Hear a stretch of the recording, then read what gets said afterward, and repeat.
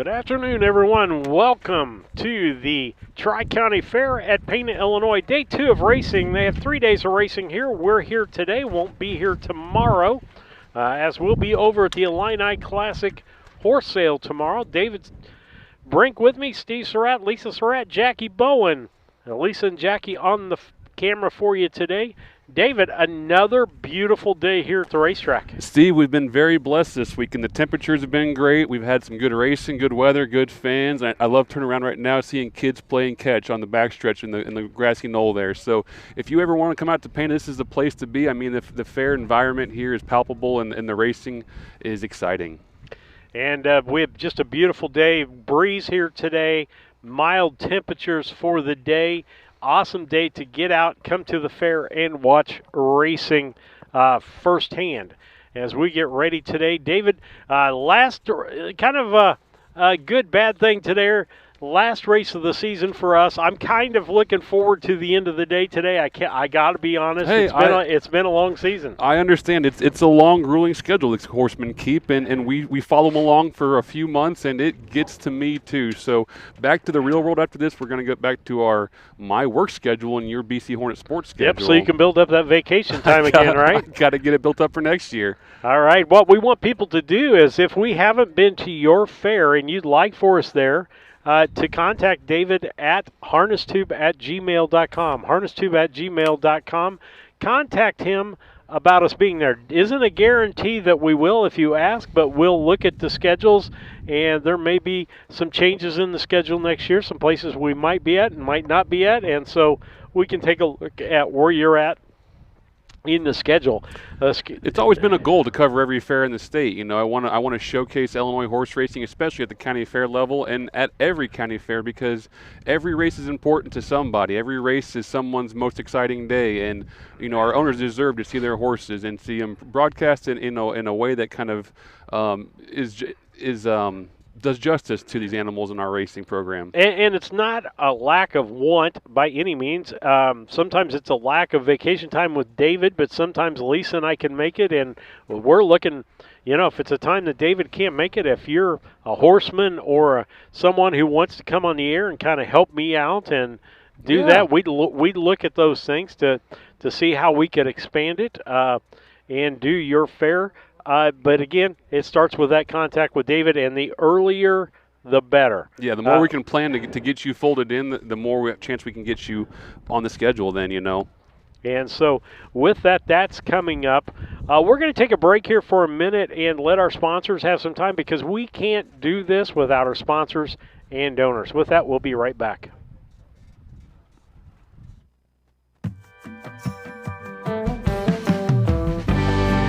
Avenatti Racing, a third-generation, family-run stable with a legacy of excellence.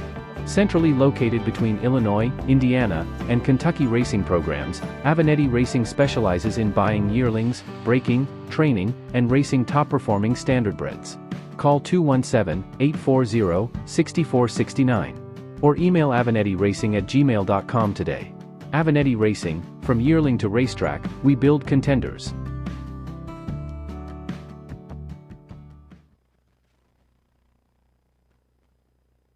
Looking to move your mobile home? Need a roll-off dumpster at a competitive rate? Or maybe it's time to demo that old mobile home? Pine Ridge Mobile Home Transport has you covered. We serve Central Illinois with reliable mobile home transport, offer affordable roll-off dumpsters for the Springfield area, and provide expert demolition services across Illinois and Missouri. For fast, friendly service, call Wayne Decker at 217-313-9744. That's 217-313-9744. Or find Pine Ridge Mobile Home Transport on Facebook, your one-stop solution for mobile home services.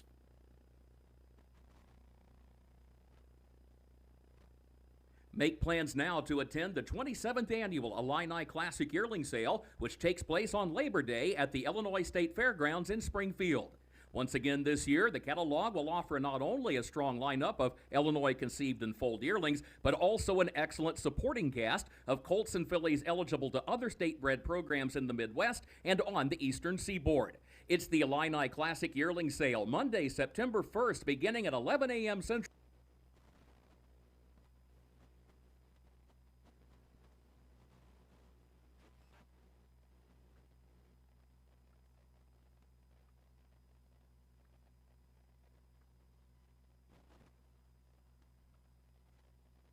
Steve Surratt, David Brink back with you on Harness Tube. Final race of the year as we get going here again. Thanks to all our sponsors. Boggs, we haven't seen no Boggsy since about the first few weeks of the season. We see him early on, it seems like, and then we don't meet up with him later in the season. But we always enjoy having him run sound for us. He's a great guy, works with us really well, helps us out definitely in the past, and we appreciate his support. And also Daru's starting gates here. Stacy's done a great job the last couple years, picking up the slack and helping the Illinois horsemen get started without having to do a gentleman's start, and he's grown his business, and he's covering all the fairs now and doing a heck of a job. Him and Roy Finn have done an awesome job. Stacy, no gas. No gas, Daru's.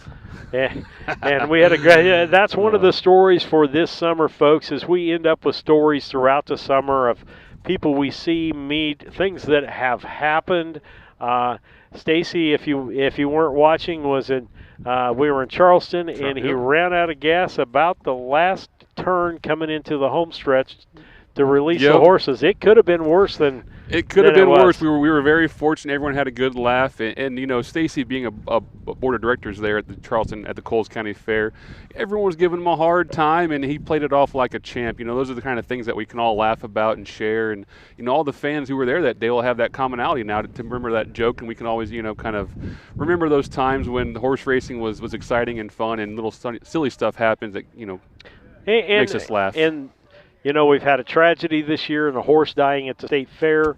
That wasn't part of our county fair thing. We've had some interesting horse, cart, man interactions as far as that's concerned, going from the Knox County Fair to last time at Morrison that we had a horse go down, and where was another place? We had a horse go down someplace else.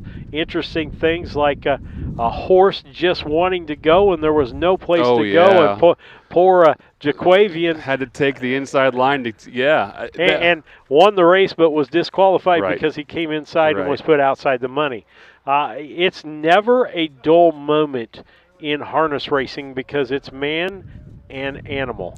Absolutely. And these horsemen have all become such close friends. It's such a small, tight-knit community that they look out for each other out there on the track, and you're always trying to keep an eye on what's going on with your neighbors because that could be just as dangerous as what's going on between your shafts. And they do a great job. They have a good time. But keeping each other safe is definitely a priority out there, as anything can happen with these 1,000-pound animals going about 35 mile an hour in open-wheeled sulkies. And I want to go back. We were talking about doing races. We want to thank the people that like our announcer today in Scott Beal, and who else does the filming on Facebook? Candy Herzog. That's we want to thank those people for filling in the gaps. You're right. In our first season, we were very good about thanking all the people who did the Facebook Live videos and helped got harness racing through the COVID era.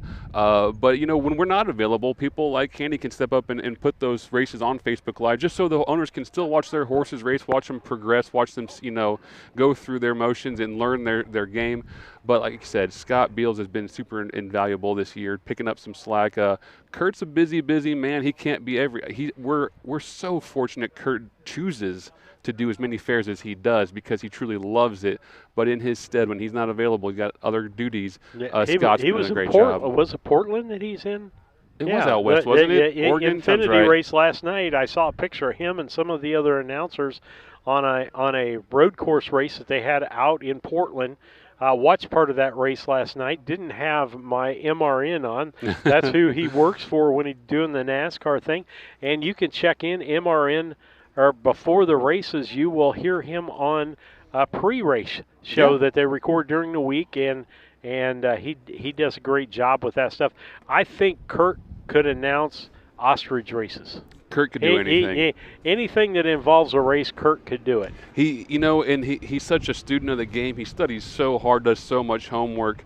It makes my mind itch because I know how much he puts into it, but he does such a great job. And I'll say to my dying day that he's one of the best I've ever seen, not only at bringing the excitement and the information and history and knowledge and people, but just keeping the program moving in a fluid manner that it's seamless to the audience, and that's something that people don't notice. But as someone who works in broadcast, we see it and we think, wow, he's so good. And he makes us better. He does by what we see him do. And some of the best situations, I'll go back to the outside of Urbana, we went. Paris. No, just Urbana? yeah, Urbana. We raced in Urbana, yeah. Yeah, just west of there, Farmer City. Oh, gotcha. Farmer yeah. City. We had the good fortune of Kurt kind of being right next to us. If we could have got a third headset on, but we had some great interaction when we're in the same place he is. You know, he hears us say things that he passes on to track people. He gives us information. You have no idea. Kurt, he's always thinking about helping the program and helping the broadcast, and he sent me a wonderful long text, 4 or 5 days before, maybe 4 or 5 days ago, letting me know, this is our first time at the Pana Tri-County Fair, and he wanted to let us know kind of what to expect, where to set up, who the players were, and that kind of level of detail is really appreciated. But that just proves to you that Kurt, this isn't about him, and it's not about his job. This is about the program. This is about the fairs. This is about the patrons, the fairgoers, and he pours himself into putting on the best show he possibly can, and it deserves, so much accolades.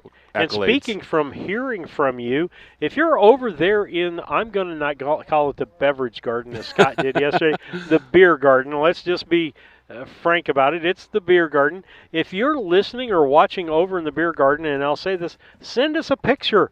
We'd love to get some pictures online. Or if you're one of our horsemen friends over there under a tent, maybe on a blanket, run through the beer garden, snap us a picture, because we want to see all those folks crammed in that building who are here to watch horse racing and cheer on their favorites. That's what we're all about. We love seeing it. So if you're a horseman on the backstretch, sneak us a picture of that. I'll try to get over there if I can, but that's a really awesome place back there. Yeah, it is.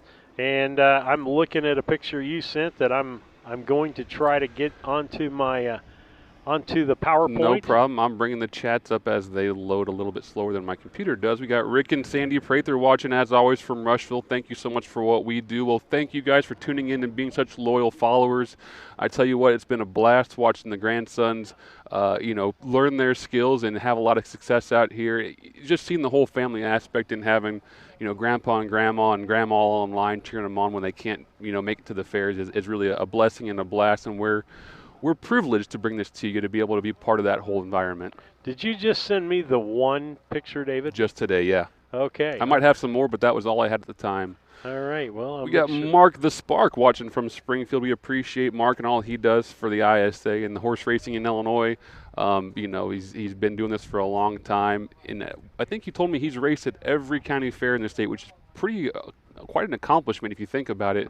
And that's something we try to hit every fair doing a broadcast. So these people love horse racing. These people love fair horse racing, and these are our kind of folks.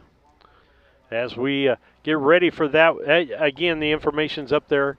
The chat on YouTube is the best way for you to do that. I want to thank our donors. We talked about that earlier. We cannot do this without the donors, the commercial people, billboard people that help us along. We thank you do that. And I'm going to get the picture up here now, David, just so you know that it's coming up. Okay. A young fan. Little Amelia is ready for Pana Day 2. She said she's back there. We've had 4 or 5 pictures of Amelia this year. We love following along. And if you would pay it, we'll throw it to Scott Beal for our pre-race ceremonies. Day 2 of 3 days of harness racing here at the Pana Tri-County Fair. 12 races coming up today. If you've purchased a program from the office behind the grandstand or from the speed office on the backstretch, and you can also purchase a program in the beer garden on the backstretch as well. Be sure and get your program. They're $2 a piece. And right now we're going to go through the changes. Not a lot of changes on today's program, but we do have a few, especially those of you playing Pick a Winner. You will be interested. Let's get through the changes. In race 1, scratch the 2, checkin' lights in chrome. Scratch the 2, checkin' lights in chrome in race 1. Also a driver change in race 1.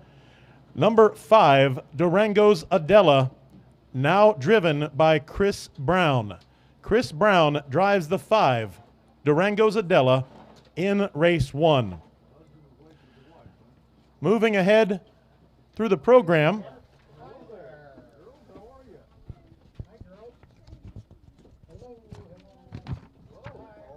Happy day after your birthday. Thank you.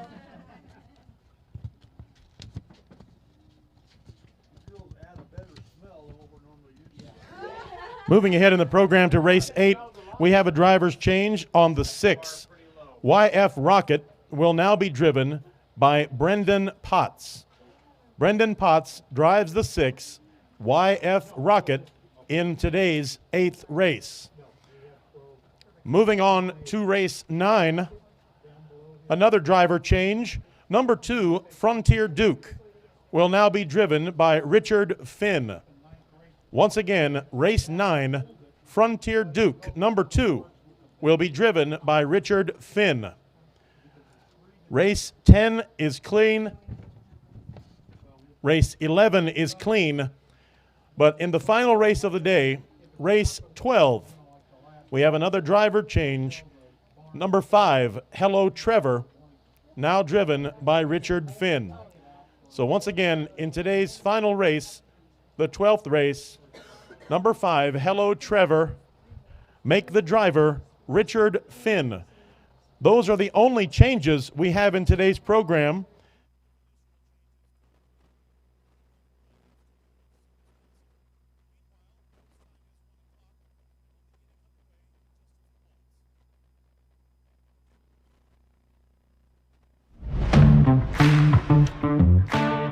Kerr Auction is your trusted source for ag equipment, attachments, construction gear, trucks, trailers, and hard-to-find parts. With live and online auctions at kerrauction.com, you can bid from anywhere, field, job site, or front porch. From big equipment to small parts. If you need it, Kerr Auction has it. Don't miss your next deal. Check out kerrauction.com today. Kerr Auction, built for the working world.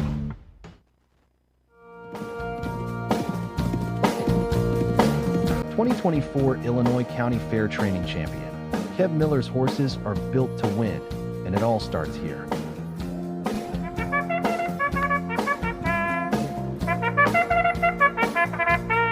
Ready to join a winning team? Call Kev at 217-254-0170 or send a message to the email address on the screen to learn more. Kev Miller Stables. Train to win.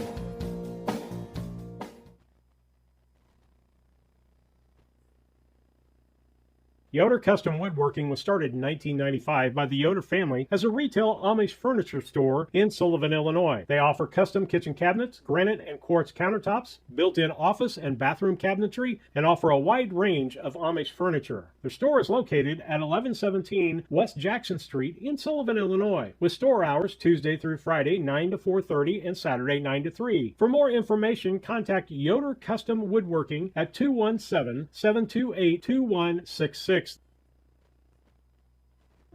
Do you like to watch horse racing? Yeah. Do you not want to pay money for a stupid horse racing channel? Yeah. Are you sadly allergic to horses and you can't see them? Yeah. Well, introducing Harness Tube, established 2023. Hey, I need to try this out. You can watch it at your son's ball game. Let's go, son. You can watch it while eating.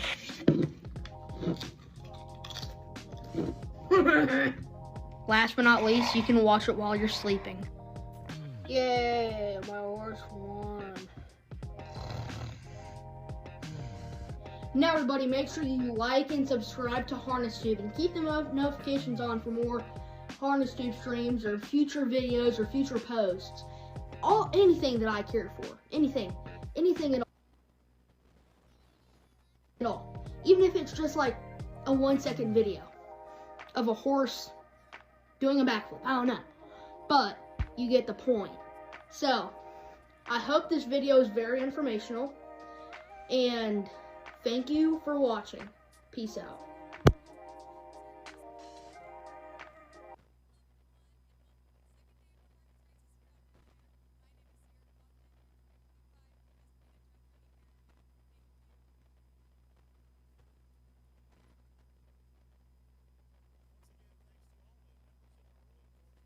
Tri-County Fair.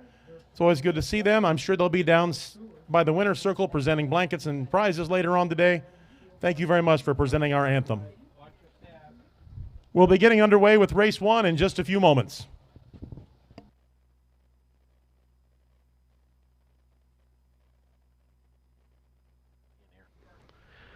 Well, David, we got a couple of minutes before we get started here. We'll get through our commercials that we need to do. We want to thank, again, those sponsors who have paid for ads, whether it be 30-second audio ads or the billboard ads, and our donors. So, also want to throw out a big thank you to the United States Trotting Association for their broadcast grant that was given out. They got a lot of money at their meeting this year, early in the year, and I tell you what, that money's been put to good use trying to bring horse racing to the mass and to the people in a modern world. So we appreciate all their support for writing that grant. Absolutely. Again, all those things work together. They do. There's not one major part over the other. All those are pretty, this whole pretty equal idea, parts. when I first spoke to you, was we're going to have a camera and 10 minutes commercials between races, and we'll just go from there. And just to have the camera, a good camera angle and the races online. But it's blossomed so much more than that with the different revenue streams, with the different ideas we've had and participation from our fans. It's become bigger and better than we ever dreamed. Well, and to let people know the progress, the first year David had no idea what equipment he would need, and he knew because of the sports broadcasting we do in Brown County that we had everything he needed and extras of everything. Backups and duplicates. And so we used our equipment the first year. David kind of rented it from us. Then last year he got equipment, and so ours was kind of the backup, and we're to the state now. There's some changes we want to make, so we're going to have to buy some new equipment in the off season and get some duplicates so that if we get an opportunity ever for two teams to go out at the same time, we would have that opportunity. Absolutely. Or if there was a day we had to cover somewhere with a rain out and we were scheduled to be somewhere else, we could hit two places. So, we appreciate you growing with us. This didn't quite hit the ground the way I envisioned it, but I think it's better off for growing naturally and organically the way it did. Let's handicap this first race before things get away Real from quick, us let's go ahead and announce our guest selector today is none other than Freddie Patton Jr., the Hall of Famer from Clinton, Mississippi. He's been coming up here for, I'd say, 30-some years now and done a great job with the horses. So he's doing our guest selections. I'll go through his picks, and I'll give Steve the ability to do the Surratt's picks. But today's first race is a 2-year-old filly trot, first division. I went 3-4-1 in this race using GJ's Moxie Star on top. That horse has 3 wins on the card. My second choice was the 4. TVS Tia Wind, and my third choice was the 1, Shady Maple Caddy for the Avenatti clan, where, let's see, Junior Patton went 4-3-1, so he just flip-flopped my first 2. He liked using Tia Wind on top and Darla coming in second. So we're going to give you and him a different pick? Or no, the 2s. No, where did I get that We wrong? flip-flop 1 and 2, yeah. Yeah, okay. So where are the Surratts at? The Surratts are at, I went with more Freddie. I went 4-3, but I went 6 in that Daphne Durango, the the Jill Brown trained horse. Steve Renard on that ride for the day. As Lisa went even different, though. She went 1-3-6. She went with Wyan Avenatti and Shady Maple Caddy in that first spot, and GJ's Moxie Star, and then the 6th, Daphne Durango. And so we're going to have some decisive things right out of the gate. We got Mark in the chat going 4-3-5, so he's using Durango's Adela in there too. So someone's going to get some points on somebody else today. Absolutely. And again, I would say that this would be a fast track today. Yeah. Oh, yeah, absolutely. Yesterday we turned in a 155, the very last race. Yesterday was a short card, but we had a 90-year-old win, a 19-year-old win, a 58-mile, a 55 or whatever, 55, whatever that mile was. I mean, there's exciting races everywhere we go. There's always something that gets the fans on their feet, and it's just a blessing to be able to cover that and bring that to you. Well, and we've said this before, the analogy to NASCAR, it doesn't make any difference if they're going 200 miles or 180 miles an hour. If the pack is packed up and the horses are packed up together and it's an exciting finish, it's an exciting race. And I may be alone in this. I'm going to catch a lot of flack from horsemen, but I'm kind of over the speed stuff. We've been breeding for speed for 25, 35 years now. I'm okay if the mile goes, 2 ticks slower, but we're all bunched up and we're all there, and the field is 2 and 3 wide the whole time. Mix it up, make it interesting. Don't just drag race as fast and far as you can. And I think when you go that direction, David, you get clean races. Yeah. And I think clean races, having all the horses finish. Yeah. And finish within Together and 3 to 4 seconds maximum of Yeah. each other is a goal we need to be having. That the horses need to be, we've seen some really good horses that are fast, and they'll go fast one race, and the next race they're out of stride. They're 15, Got to recover, 25, 40 links back of the pack. Yep, the consistent, and that's what the bettors want. They want consistency. They want to know what to expect when they look in that program. And I think just by taking care of our horses, bunching up, and kind of racing more, in that, just let the driver separate the horses more than the animal. Like let the driver be the thing that gets the win, because he was thinking ahead of somebody. Now or you're something. sounding like NASCAR. Well, I mean, really, that's why they put restrictor plates, Yeah. why they restrict the horsepower on those cars, is they want it to come down to some driving skill too. and I tell you what, different surfaces.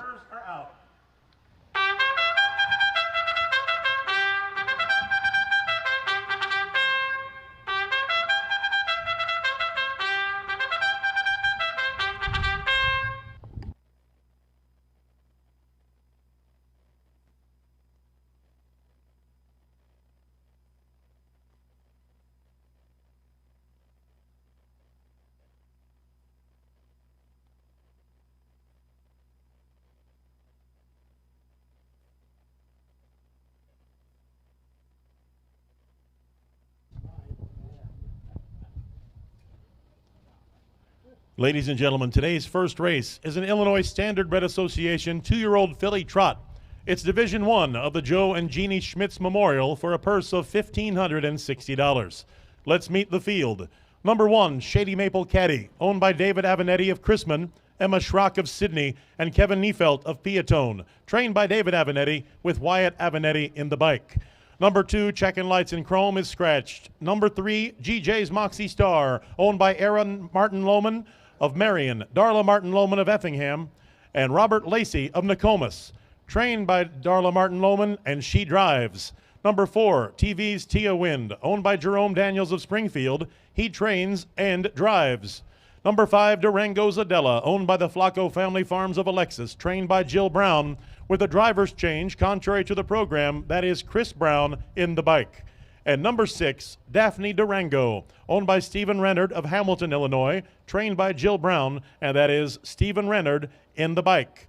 6 entries, 5 horses to the gate. They're making their way around to the gate right now. We'll be underway with race 1 in just a moment.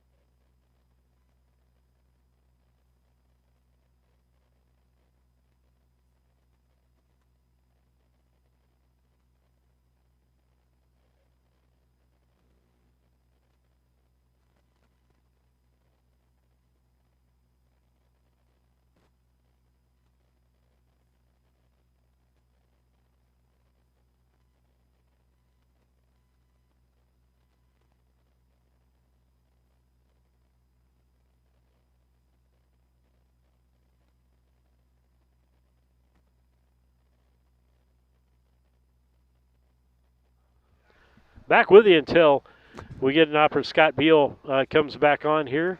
But again, a beautiful day. Bring your kids to the fair. Some interesting rides. If you want to eat lunch and feel like you're about ready to throw up, they've got the ride for you. Number 1, rides Shady here Maple Caddy, left the track are awesome. for an equipment change to deal with some equipment and has now returned. All 5 starters are now on the track and approaching the gate. But yeah, they've got some great rides over there. I watched that one. There are times that somebody. Hopefully, there's nobody in those two on the top because they're upside down. No, they're A sitting reminder, up. ladies and Are they gentlemen, we sitting do up? They're sitting start facing each 5 other. wide Okay. here. Number Yeah. 6 will start from the They're second fun. tier, even though there was a scratch. The 2 is scratched. That does not mean that 6 moves up to the front tier. 6 will stay in the second tier. The field bunches up, gathers up behind the gate, and the gate is rolling.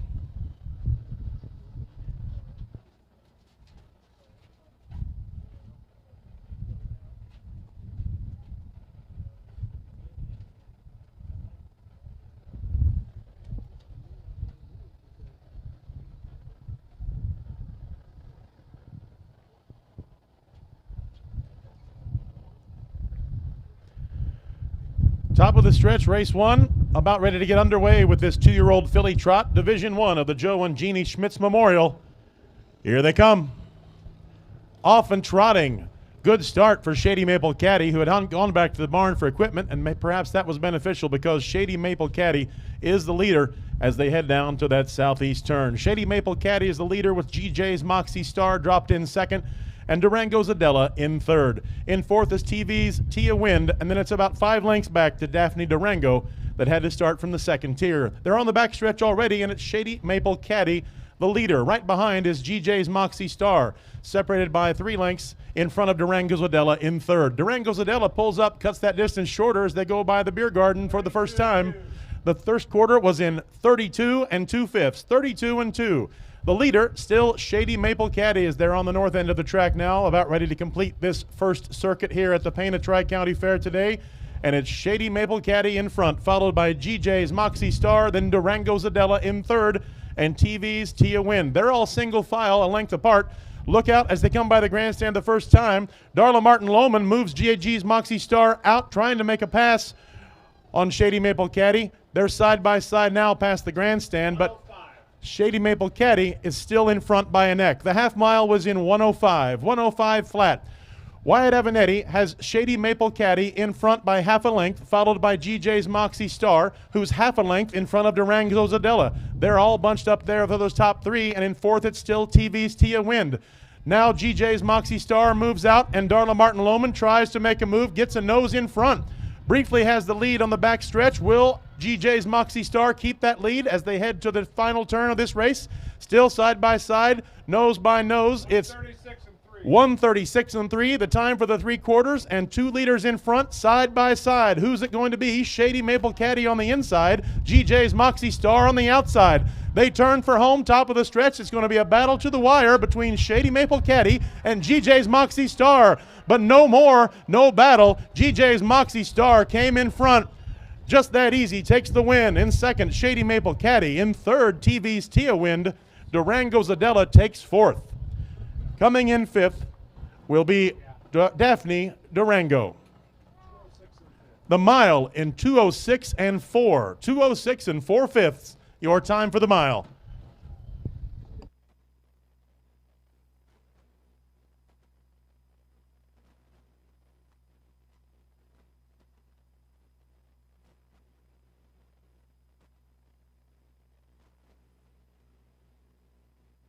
What a way to kick off our last broadcast of the season. A nice, exciting race. Looks like our winners, GJ's Moxie Star for Aaron Martin, Darla Martin, and Robert Lacey and Nokomis. Congratulations to all the connections. This is a nice mile out here. 2:06 and 4, proving how fast the track is today. But I think the thing I want to touch base on this race is when that group went past the 3/4 pole and by that beer tent, we could hear the beer tent erupt through our headphones here in the infield. They were so loud. So if you talk about the horsemen liking good environments and places that are exciting to drive and race, this would be a place horsemen like to come and like to drive and like to bring their horses because it's such a fun place. The energy's up, the environment's good, and the fans are horse crazy. All right, David, I will tell you, you're the only person to pick the winner on that. Out in front for you today to start out, a change from yesterday, right? I'll take it. 12 points. I ended up in last place. My goal is to not end up in last place again. Well, that's I understand that. It was a rough day for me and you yesterday for sure. I know Lisa was runaway champ, yeah, but I always say if we can hit 10 points a race, I'm doing all right. I think yesterday I was at like 36 points for 9 races or something, so it was pretty rough sledding. Tough day to pick on yesterday's thing. I only got 2 points. Lisa got 2 points, and Freddie got a total of 3. He boxed it, but he didn't get any of the positions right. And to let Coming you know back how in we front do of the it, grandstand now, the winner of race 1, GJ's Moxie Star, owned by Aaron Martin, Darla Martin Lohman, and Robert Lacey. Darla trains and drives this horse. GJ's Moxie Star is by Can't Afford It out of Royal Moxie, having some success lately. Coming into this race, GJ's Moxie Star had won 3 of its last 5 starts, and another one had finished second. So this horse has been improving and done quite well of late. Coming home today with a time for the mile of 2:06 and 4. This is the first of 3 races today honoring the memory of Joe and Jeannie Schmitz. Both were on the fair board here for many years, well respected in the community. Joe was the general manager of the fair for 8 years. He ran a food stand, and he was a major part in the rose industry here in Pana. Many of you remember Joe and Jeannie, and we remember their memory here today with the first of 3 races honored in their memory.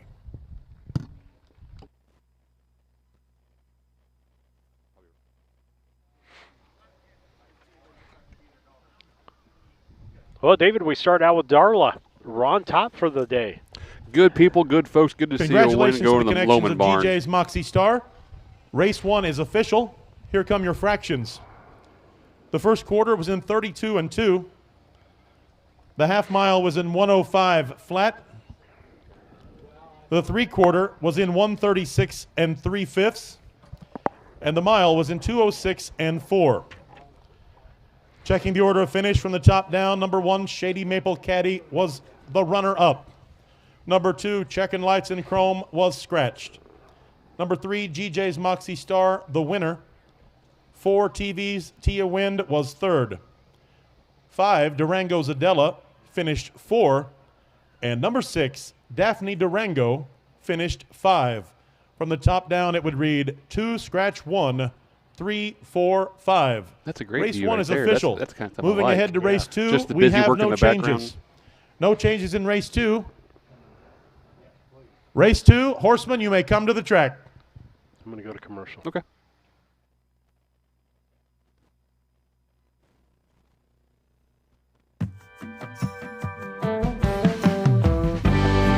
Avenatti Racing, a third-generation, family-run stable with a legacy of excellence.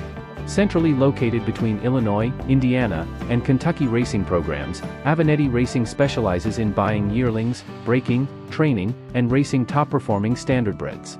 Call 217-840-6469 or email avenattiracing@gmail.com today. Avenatti Racing, from yearling to racetrack, we build contenders.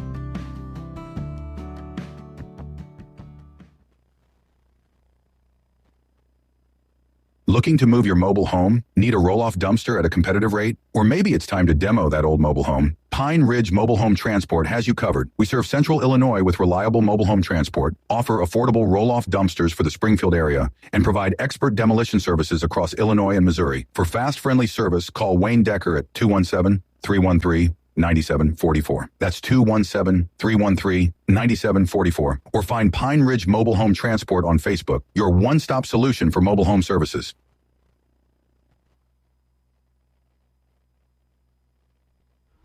All right, David, as we get ready, race 1 in the books. You're leading 12 to 2 and 3 on the other side. I don't think there's a question on the year. No. David's going to win the year title. He's setting at 2,504 points. Lisa is second at 2,298. Good. And I'm sitting at 2,199. So she's 100 points up on you? She's 100 points up on Yesterday hurt me. hard. Oh, yeah. Oh, man. Yeah, she's won big, and we got to give her credit. We went off the air in Morrison. David, we said did. won in Morrison. I want to clarify this because I want to stay in my wife's good graces. Yes. No, David it was won, but there was a judge's inquiry into that, and the order got flip-flopped, and David went from first to, did you go first to second? Yeah. And Lisa won, so she has won 2 days the last 2 times She out. has. So And if I she don't hits know today, how she she's- did. You won at Brown County, I think, didn't you, the second day? Yeah, that was Charlie Pickin. Yep. Yeah. So, yeah. Yeah, she's been hot lately, and it's one of those things. Is as the seasons went on, she's learned the horses, learned the drivers, and here at the end of the year, she might hit a trifecta and turkey us out of the season. Yeah. But she'd have to sit. Well, there's not enough races for her to trifecta you out of a win here today because there's only, let's see, 180, 216 points. 216, and you getting nothing, she could do it. She could? Because she's at, well, yeah, she could. We'd have to look through, see if we Yeah. picked any of the same thing or not. But Yeah. There's a slim to none chance that she can do that because she'd have to pick every race right. For anyone who's following along and maybe doesn't know, we our point system on this race, we have our picks on the screen between every race. You can see them up there, and we'll talk about them a little bit. But if we get the winning horse right, we give ourselves 10 points. If we get the second place horse right, we get 5. If we get the third place horse right, we get 3. And then if we get any of the top 3 in the top 3 but in the wrong spot, we'll give ourselves a point for that. So if, for instance, if I picked a horse to finish first and they finish third, I still get 1 point for the box. And we'll throw it to Scott Beal for today's second race.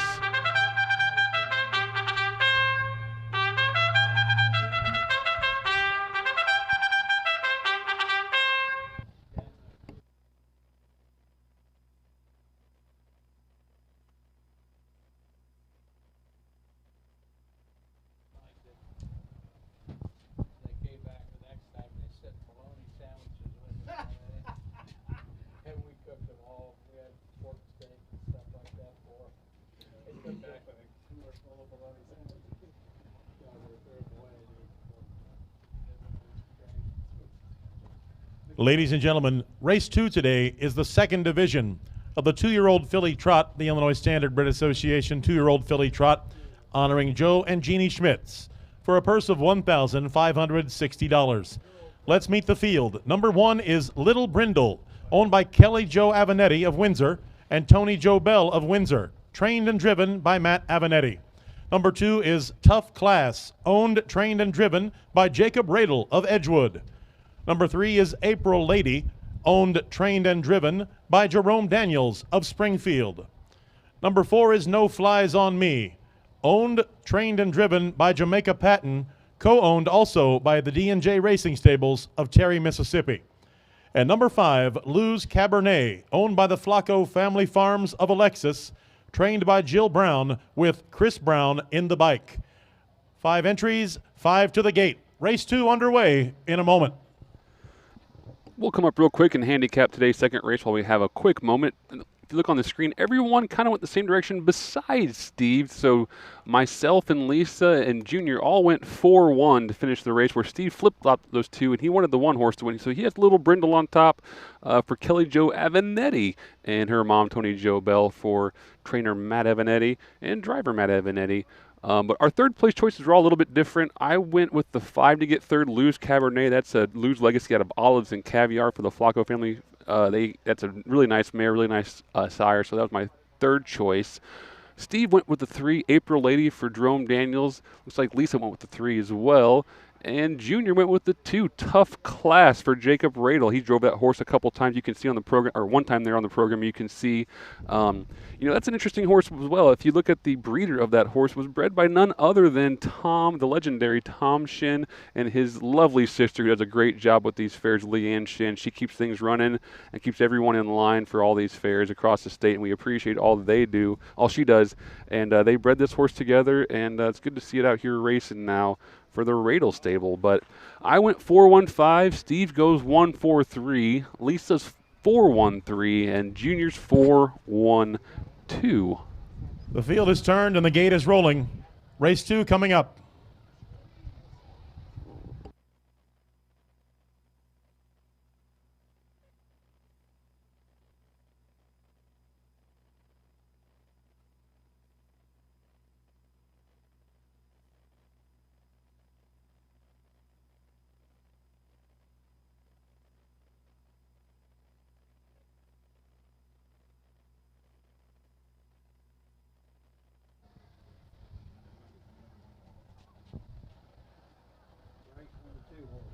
Field to the top of the stretch.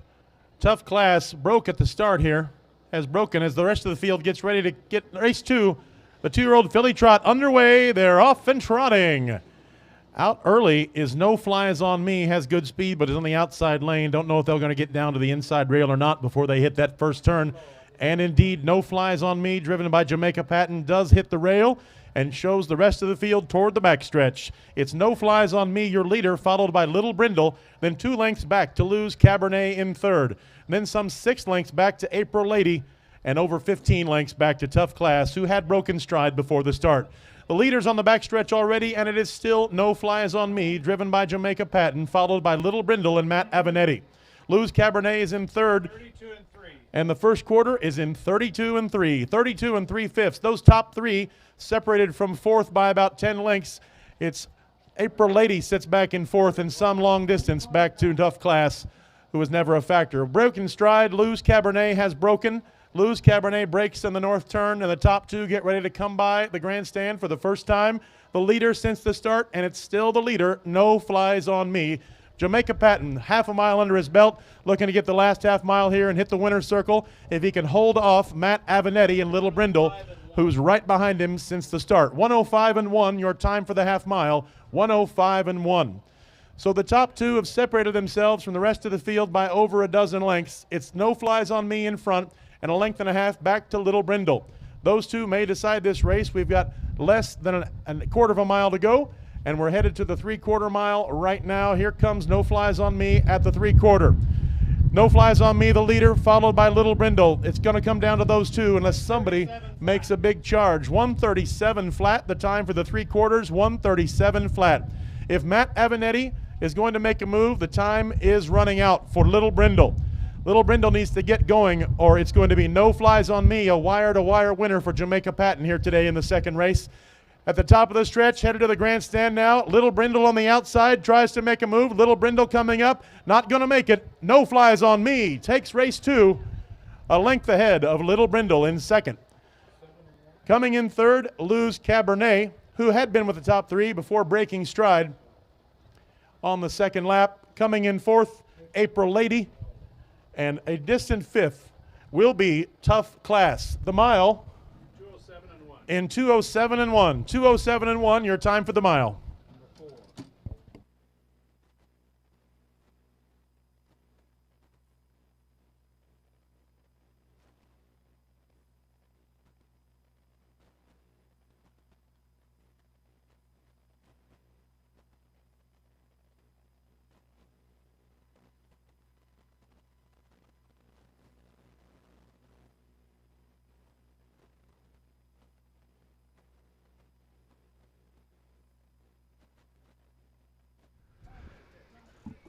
Got our friend Randy Callahan in the chat. We want to thank him for following along. He said, long time no see. We spend a lot of time with Randy going from fair to fair in the judges' booth, and it has been a little bit. Seems like it's been a couple weeks since we've seen Randy. We want to wish him well. We want to thank everyone for joining along. We got some picks in the chat that I didn't get before the last race. Mark was going 4-1-3, and let's see, Quan was going 4-3-1, but unfortunately, it looks like I was right, guys, with the 4-1-5 trifecta on that one. So we'll let Steve tally the points, but congratulations to the connections. Jamaica winning this thing gate to wire. No Flies on Me.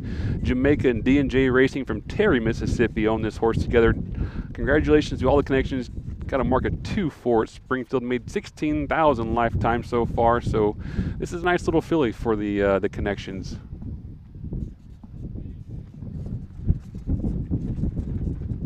But we were kind of talking again back over here about Little Brindle. That horse was bred in Brown County. We're familiar with the little filly. She was an Ed Teefy bred horse.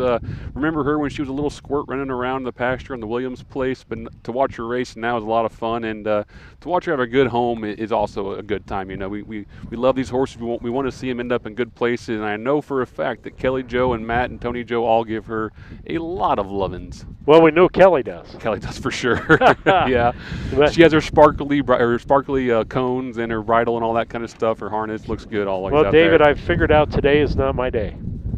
Is it not? We're 2 races in, and I have a total of 4 points. Oh man! Yeah, I picked Little Brindle to win that, and didn't go with the favorite on that. I want to put that out there back to to Randy. Randy. Grandstand now, Randy. ladies and gentlemen, the winner I'd of lost race that 2, race because no I flies on me. didn't pick The you chalk. know, the Co-owned. chalk. I'll go chalk every Trained day. and driven by that man in the bike right But- there, Jamaica Patton, also co-owned by the D&J Racing Stables of Terry, Mississippi.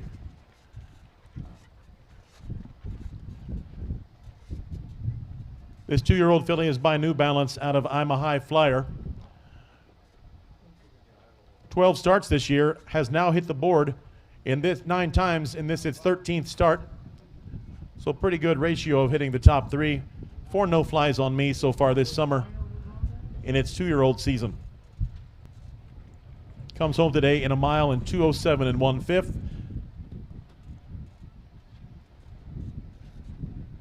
Once again, this race also in honor of Joe and Jeannie Schmitz and their contributions to the Pana community and the Fair Board. We appreciate that.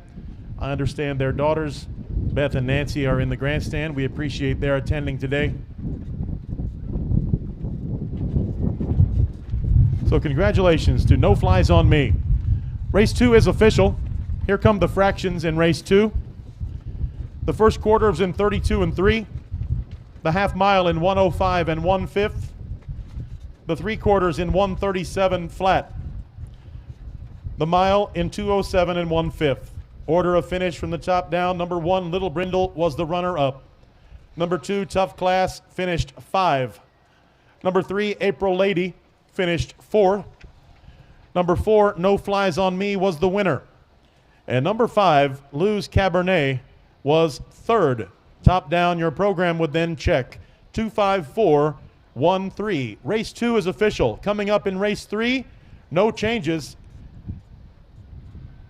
It's the Illinois Standardbred Association 2-year-old colt and gelding trot.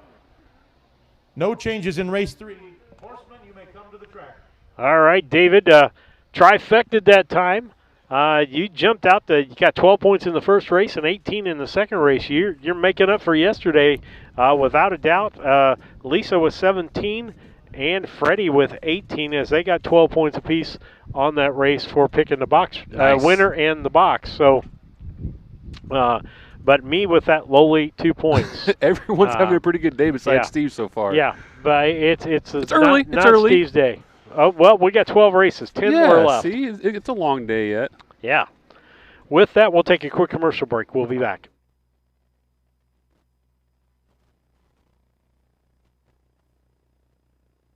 Make plans now to attend the 27th Annual Illini Classic Yearling Sale, which takes place on Labor Day at the Illinois State Fairgrounds in Springfield.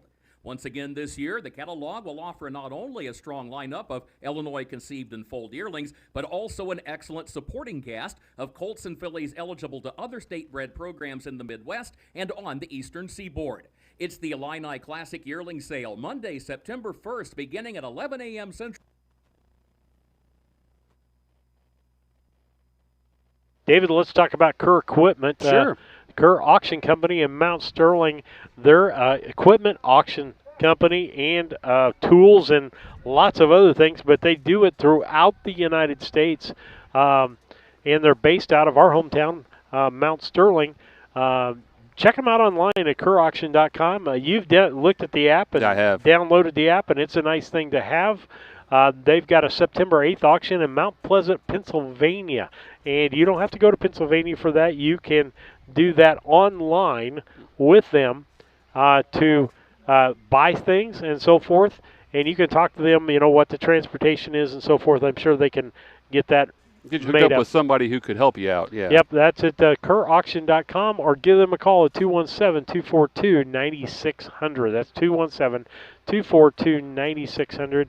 Take a look at all those auctions. They got at least 6 through the end of the year, and see what they have to offer and see what you can get. The Kerr family themselves know horse racing, as Alex's wife Gina, who's a big part of the business, is from a line of horsemen. Her grandfather was Harold Limkeman, who trained there in the Mount Sterling Fair, and I remember her mom Chris and Gina herself at the fairgrounds helping to jog the horses and get the stalls cleaned and all that stuff. So they're no strangers to the horse racing world. We appreciate them being along on the broadcasts. Absolutely.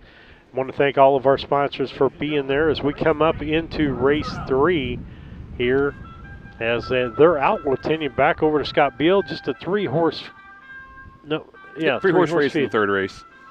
Yeah, I'll get there. I'll pull Scott up real quick.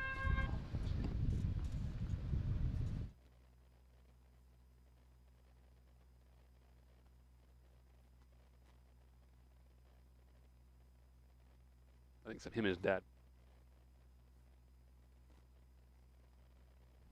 Well, we'll handicap this real quick. David and I both picked the 1, 2, 3. We picked them in that order.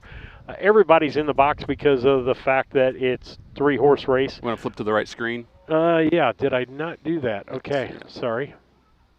I want to give our sponsor some time here. Whoops, I was one step ahead of you. Sorry. Keep it. I was trying to watch the click. All right, here we go. I can't see your screen Yep, from we're here. good. There we go. Okay. All right. I got a glare on me. And so everybody's in a box. David and I both went with the 1 horse in this race. 1, 2, 3 for Steve and myself. Ladies and Junior gentlemen, went 2, today's 1, third 3, race and is Lisa an Illinois went Standardbred 2, 3, 1. Association 2-year-old colt and gelding trot, the Joe and Jeannie Schmitz Memorial, for a purse of $2,707. Let's meet the field. Number 1, Lou's Lottery, owned by the Flacco family farms of Alexis, trained by Jill Brown, and that is Chris Brown in the bike. Number 2, Class Comedian, owned and trained by Jacob Radel of Edgewood, with Freddie Patton Jr. handling the reins. And number 3, RK's Dictator, owned by the MM&D Racing LLC of Charleston, trained by Stan Swisher, with Wyatt Avenatti in the bike. 3 starters, no changes. Race 3 underway in a few moments.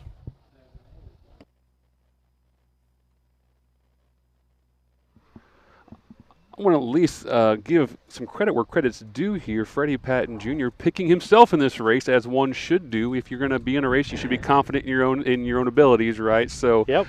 I was wondering, where maybe we went different directions on this race, but I forgot that didn't work out for Pete Rose at all. No, it burnt him anyway. Never bet against himself, no. and that would be typical Pete Rose. He would not. Not pull a punch. No, he's trying to win every chance he gets. That's right. He's going to bet on himself to win because he's got the confidence to do it. And you know what? Freddie's the kind of guy, too. He's competitive out there. He's safe, and he takes care of the young guys for sure. But even at his age, he's still hungry to win these races, and it's fun to watch him out there compete at a high level, watching yesterday behind Philly's Revenge in that monster mile. So he can still do it. The Hall of Famer's out here at the fair still, and maybe a little less hair than he used to have, but he's still quite the horseman. Yeah, we talked yesterday. Let's take that for a second. We talked yesterday about the people that have passed. Tom Shin passed. Freddie Patton Sr. Yep. And that was one of the big losses to racing, a history there and so forth. And we've had those over the last few years. We've lost some of the matriarchs the field is turned and headed for the gate. Yep, harness racing. You're right, and we're at starting that gate age extended, where the we gate begins to roll. That generation is leaving us, Lou's and that's why it's Lottery important for has Harness won Tube to 3 be out and to share their stories and talk last about them and 6 memorialize them starts. for the rest of the world forever. Class Comedian has been right there. In their last 6 starts, Class Comedians came in second. RK's Dictator not as successful.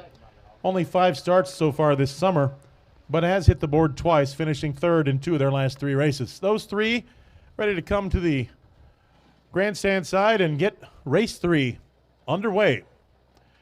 The Illinois Standardbred Association 2-year-old colt and gelding trot. Race 3 today at Pana. Beautiful day here at Pana. Stick around later on tonight. We've got the band south of 16 in the beer garden. But right now we're at race 3 of 12. Almost underway. Here they come. Off and trotting. Lou's Lottery out to the early lead. It's Lou's Lottery along the rail and headed toward the southeast turn. Lou's Lottery the leader. Class Comedian drops in second. And RK's Dictator right there in third. Single file, nose to tail, just like they're programmed. 1, 2, 3, and they're headed to the backstretch. Lou's Lottery has been the leader since the get-go. Lou's Lottery, as I said a few moments ago, has had success lately, winning 3 of the last 6. Looks like that might be the case here, but there's a long way to go. 3/4 of a mile left as they go by the beverage facility for the first time on this trip in today's third race. They're by the quarter. 33 and 4. 33 and 4/5 seconds, the time for the quarter. And it's been Lou's Lottery, driven by Chris Brown since the beginning. A little gap has extended between each of these horses now. Lou's Lottery has about a 2-length lead over Class Comedian. And then a length and a half back to RK's Dictator. Now, RK's Dictator catches right back up as they turn for home, and they cut that distance between the members of this field. Here comes Chris Brown and Lose Lottery, ready to get a half a mile under his belt with a half a mile to go. At the half-mile mark, Lose Lottery was up 3 lengths over Class Comedian. 107 the time for the half mile, 107 flat, your time for the half mile. The horses now begin to pick up the pace a little bit. Lose Lottery says, okay, we need to get going here. We've got a half mile to go, and I want to get to the winner's circle. Class Comedian and Freddie Patton Jr. stays right with him, though. Those two now separated from RK's Dictator in third by 3 lengths. Freddie Patton Jr. looking to make a move as they hit the 3/4, and the crowd cheers as they head by the 3/4 pole. And here's Freddie Patton Jr. They've got reason to cheer. He is trying to be the new leader. 138-3, the time for the 3/4, 138-3. And just as they get past the 3/4, Class Comedian took the lead by a nose and now side by side with Lose Lottery. Those two at the top of the stretch, and they turn from home. Lose Lottery on the inside, Class Comedian on the outside, but it's 3 wide. RK's Dictator is swung 3 wide. Class Comedian drops behind. Lose Lottery the winner, and RK's Dictator second. Class Comedian fell back into third.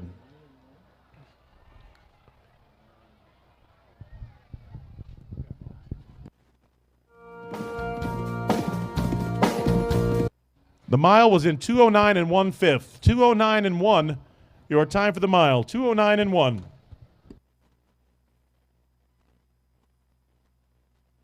Another exciting race for a 3-horse field. Even the beer tent enjoyed that one as they went by, going past the 3/4 pole. But congratulations to the connections. Lose Lottery. This is a nice little 2-year-old gelding. I saw him race. I think it was June 21st over at Springfield in a nice mile. Trotted in like 2, 3, or 4 early on in the season. I kind of had my eye on this horse ever since. So Chris controlled this race gate to wire. This is a nice bred gelding out of an SJ's Caviar mare, Casino Royale. Almost got 12,000 on the card now, so paying your way for a little young 2-year-old gelding trotter. But congratulations to all the connections. Driver Chris Brown, trainer his wife Jill Brown, and owners Flacco Family Farms LLC of Dr.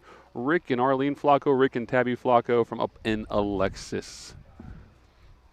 I was telling Steve quickly between that race, I stood up and turned around. There are 12 pop-up tents on the backstretch. I'm not sure if you can see with the camera, but there's 12 pop-up tents. Each one probably has 1 or 2 truck beds at least with 4 to 6, 8 people.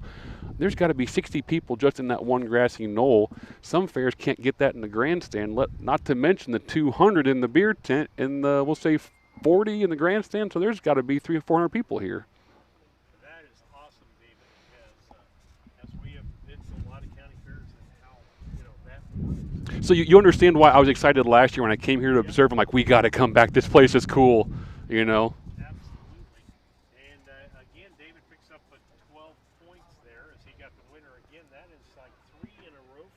You're jinxing me now. Now back in front of the grandstand, ladies and gentlemen. Number 1, Lose Lottery, the winner of race 3. David owned by the Flacco Family Farms of Alexis by Lose Legacy out of Casino Royale.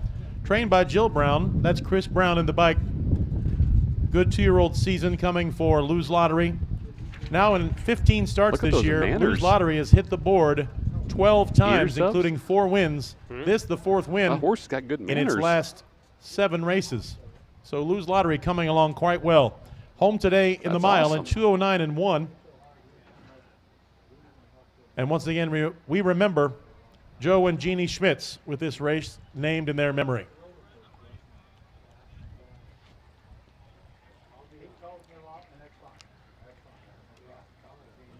Congratulations to the connections of Lose Lottery. Race 3 is official. If you would like to write down the fractions, the quarter was in 33 4/5. The half mile was in 107 flat. The 3/4 was in 138 3/5. And the mile, 2:09 1/5. Order of finish, Lose Lottery the winner. Class Comedian was 3rd, and RK's Dictator was 2nd. Top down, it reads 1, 3, 2.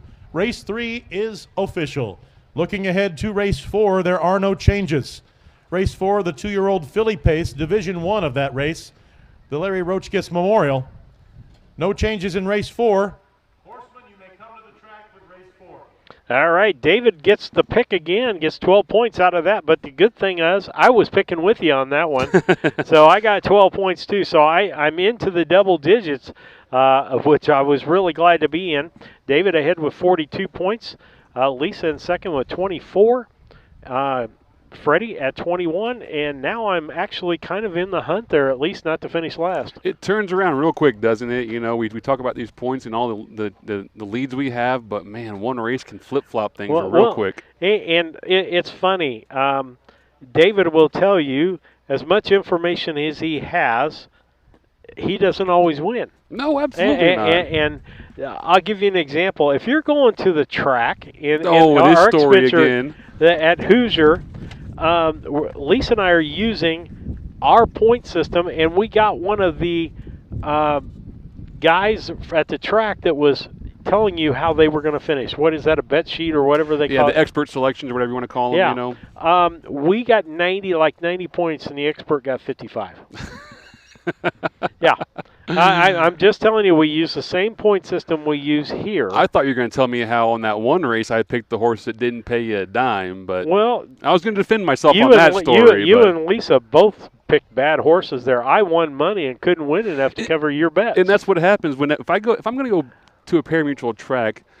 I don't like playing chalk because it's not exciting to win 20 cents on a dollar for me. So I don't play a lot when I'm at a pari-mutuel. So I look for the value. So if I'm going to be at a pari-mutuel track, I'm looking for a horse that's 6-1 maybe or more, and I think can get home or I think can pick up his pieces. But you know, if I'm here at the fairs and there's no money on the line, I'm going chalk all day, every day. Give me all the data I can to substantiate this horse being the best, because that's what I'm going on. Well, and you're like me. I'm looking at trends. You know, this horse, yesterday, there was a horse that had finished third 4 times. Yep.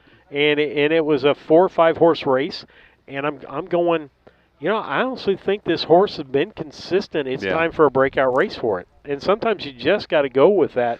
And we've said it, you know, years in the past and early in the season, consistency, especially with young trotters. Sometimes just putting in clean miles will reward you. And I believe in that kind of training. I think that, you know, if you teach these horses the right way, they'll reward you in the long run. If you teach them how to race and how to keep their gait and race properly and sit in the hole, when they get to be, you know, a mature 3-4-year-old, they're going to make you money. Well, the example with that would be Troy Markert and Doug Bowen's horse that we saw race up at Lewiston, and it was a first time out, and you told me ahead of time, 3-horse race, they just want a clean race. It's experience, yeah. They just want a clean race. See the stuff and get around that there. That horse did its one race and then come to Brown County and drop 20 seconds or something, Yeah, it just getting that experience. Some of the horses get it more quickly than others, and some, you know, it's the gait or being around the other horses. We had a horse yesterday that did not do the post parade. Yeah, they brought it out straight to the gate. It was in that one spot,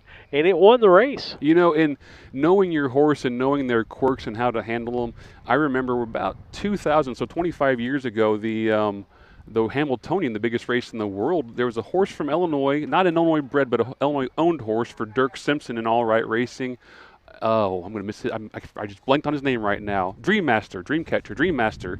But he was so high-strung that he missed the post parade for the Hamiltonian because it was too risky to have him on the track getting lathered up and hot. So they kept him quiet. They kept him on the backstretch away from everybody else.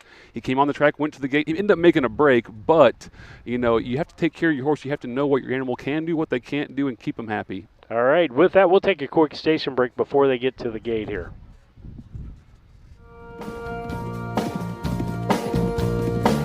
2024 Illinois County Fair Training Champion. Kev Miller's horses are built to win, and it all starts here.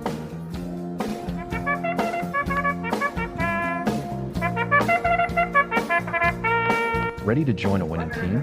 Call Kev at 217-254-0170 or send a message to the email address on the screen to learn more. Kev Miller Stables. Train to win.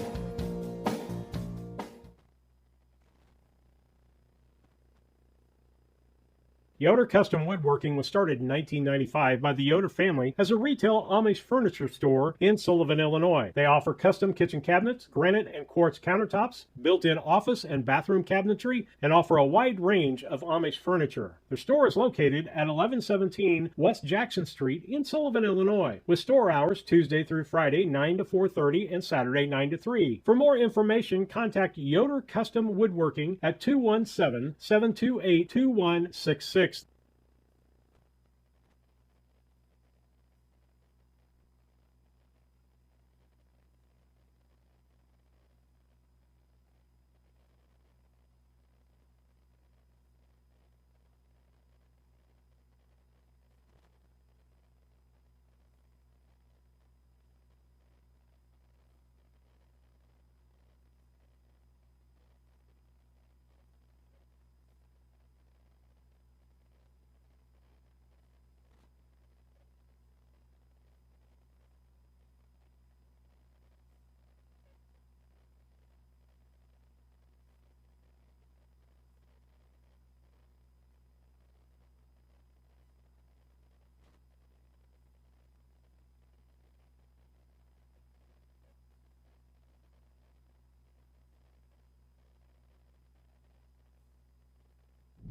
All right, David, let's take a look at race 4 here and handicap that as we're moving right along here. We're getting almost a third of the way through.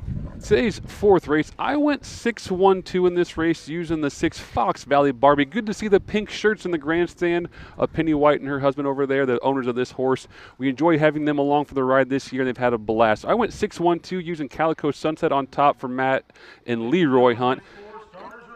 2 was my third choice, where Junior went 1-6-2, so he liked the one on top. Where are the Surratts real quick? We're at 6-4-1, both of us. We went with the Fox Valley Barbie, the 4 True Trevor, and 1 Calico Sunset. That's easy enough. We'll throw it back to Scott Beal. 4 is the Illinois Standardbred Association 2-year-old filly Pates. It's Division 1 of the Larry Roachkiss Memorial for a purse of $1,709. Number 1, Calico Sunset, owned and trained by Leroy Hunt of Jackson, Tennessee, with Matt Avenatti driving. Number 2, Streakin' at Midnight, owned by Tom Tetrick of Jeff, trained by Clark Fairley, and he drives. 3, Cupid's Dragon, owned by Jamie Henderson of Lovington, Illinois, trained by Larry Plank, and Larry Plank is in the bike. Number 4, A True Trevor, owned by Timothy Williams of Crystal Springs, Mississippi, trained by Roshan Trigg with Jaquavian Carter in the bike. Number 5 is Approaching Anawan, owned, trained, and driven by Jacob Radel of Edgewood. And number 6, Fox Valley Barbie, owned by Kevin Miller of Arthur, Bart Seals of Mason, and Penny White of Altamont. Trained by Kevin Miller, Wyatt Avenatti is in the bike. Race 4 coming up in a few moments as the field heads to the backstretch. Today's fourth race is a fun race to look at the program. If you go up and down the card, all the owners in this race seem to have, a good appreciation for the animals and racing in the program in Illinois. Leroy Hunt, he gave an interview at Mount Sterling about how much he appreciated being at the Downstate Classic and a part of all those races, and just from the heart, genuinely, just a good guy. Clark Fairley's driving the 2 for Tom Tetrick. Those, T out of Jeff, Illinois. He comes from one of the best families in the country, the world. A quality horseman and a good guy. Jamie Henderson, who owns the 3 Cupid's Dragon. If you follow on Facebook, she loves this horse. She has a lot of great posts and takes good pictures of the animal and talks about, kind of his experience as being a young horse and coming along through their racing paces and learning how to get, life as a young racehorse developing. The 4 horses owned by Timothy DeMond Williams of Crystal Springs. We've seen a lot of horses come out of that barn, and Roshan trains a lot for him, up here in Illinois. Jacob Radel's done a great job, coming from the cattle industry over to the horse racing world. He loves it. He's always buying horses and breeding horses and sending them to race at different tracks across the country. The field is turned and the gate is rolling in today's fourth race. We'll be around to start the race here in just a few moments. As one looks through the program, you might notice that Fox Valley Barbie might be the overwhelming favorite in this race, coming into this race having won 4 in a row. Although this time, Fox Valley Barbie relegated to start from the second tier. We start 5 wide here at Pana. So 6 and up starts in the second tier. Maybe a disadvantage. We'll see how Fox Valley Barbie handles starting from the second row. As the gate approaches the top of the stretch, and we're about ready to get Division 1 of the Larry Roachkiss Memorial, the 2-year-old filly Pace, underway.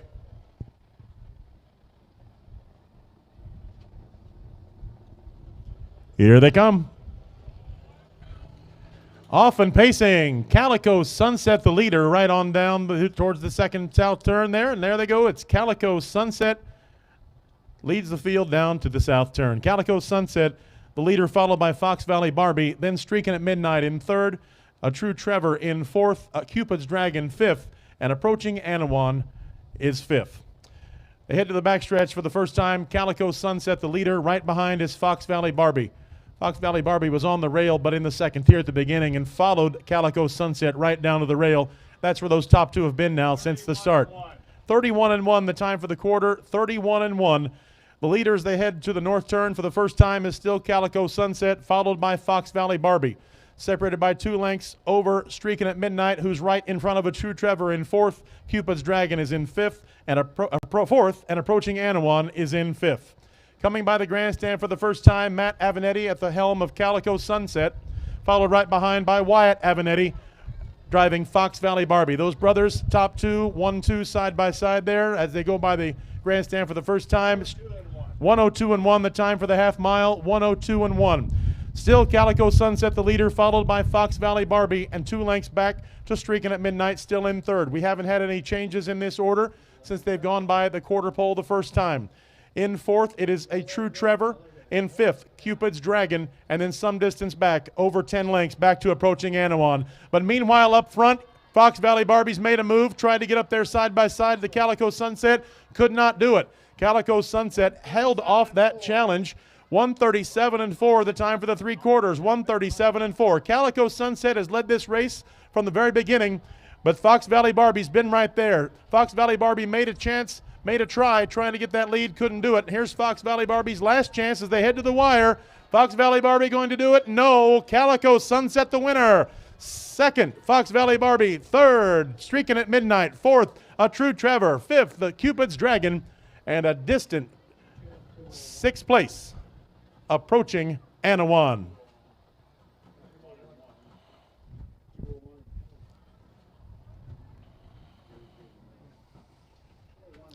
(2:01.1) your time for the mile. 2:01 1/5.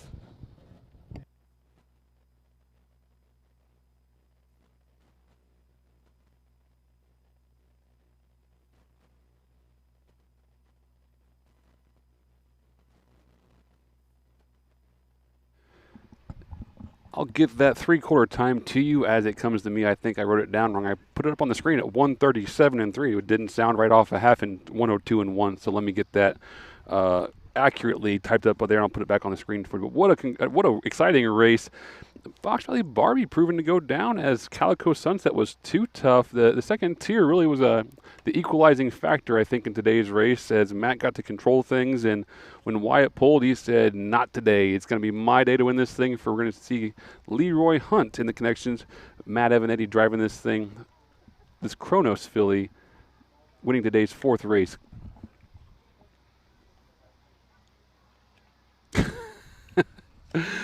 Oh, Mark's in the chat saying he wants to get off the ride because his picks are going so poorly today. And I think I'm having a good day, so I'm not going to say a whole lot, but I've had those days as well.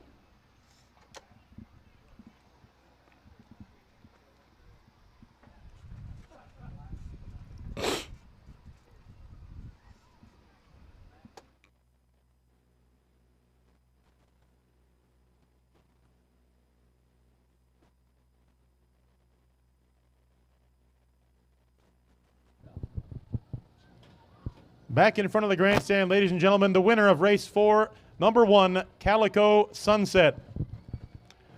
Owned and trained by Leroy Hunt of Jackson, Mississippi. That is Matt Avenatti in the bike. Calico Sunset. This 2-year-old filly by Kronos out of Calico Moon. Home in the mile in 2:01 1/5. This is the 5th time this horse has seen the winner's circle this summer.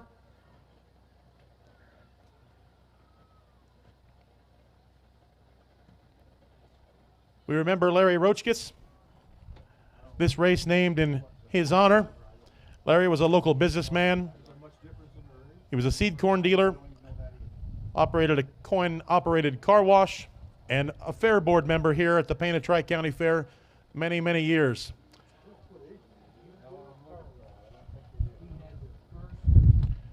Race 4 is official. Here come the fractions for race 4. The first quarter is in 31 1/5. The half mile in 102 1/5. The 3 quarters in 132 4/5. That 3/4 time is 132 4. And the mile, 201 1/5. Order of finish from the top down. Number 1, Calico Sunset, was the winner. Number 2, Streaking at Midnight, finished 3rd. Number 3, Cupid's Dragon, was 5th. Number 4, A True Trevor, finished 4. 5, Approaching Anawan, was 6. And 6, Fox Valley Barbie, the runner-up. From the top down, the program would then check 135-462.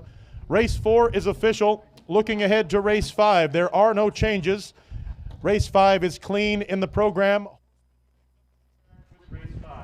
All right, David, as we come back here, guess who got that one? Freddie got all of them right on that one. He's a Hall of Famer. He should know a thing or two, right? Well, he should. I mean, I'm back in the 2-point column. That's what I've had other than the 12 I had with you in the 3rd race. So still mix things up a little bit. Freddie now is only 8 points behind you. He's knocking, isn't he? Yeah. He's got 2 winners he's picked and 2 threes. Lisa and I have only picked 1 winner each, so that we've kind of fallen by the wayside. I'm back in last place, and I got to get 8 more points to get ahead of her. So our handicap not going extremely well today, but there again, that's why I love this sport. It is so unpredictable. It is, and the bigger group you have, that's why we all like doing this together and picking together, because someone's having luck, right? If you get everyone together and they all pick different horses, someone's going to win. Anybody doing good online? Well, Mark was in the chat throwing some stuff up, but I think that's about it. I think he had 162 last race, so he hit that one. But it's those points are tough to come by, but like we talk about, it can change really quick. And when you think you're having a good day, you can end on 2 bad races, and there you go. You can pick chalk one time and it works, and the next time it doesn't work. Right, Randy Callahan? These county fairs are unpredictable. Is he in the chat today? He was. I'm not sure. He's probably listening. I'm not sure if he's logged in all the time or has it on TV or what, but he's following along for sure.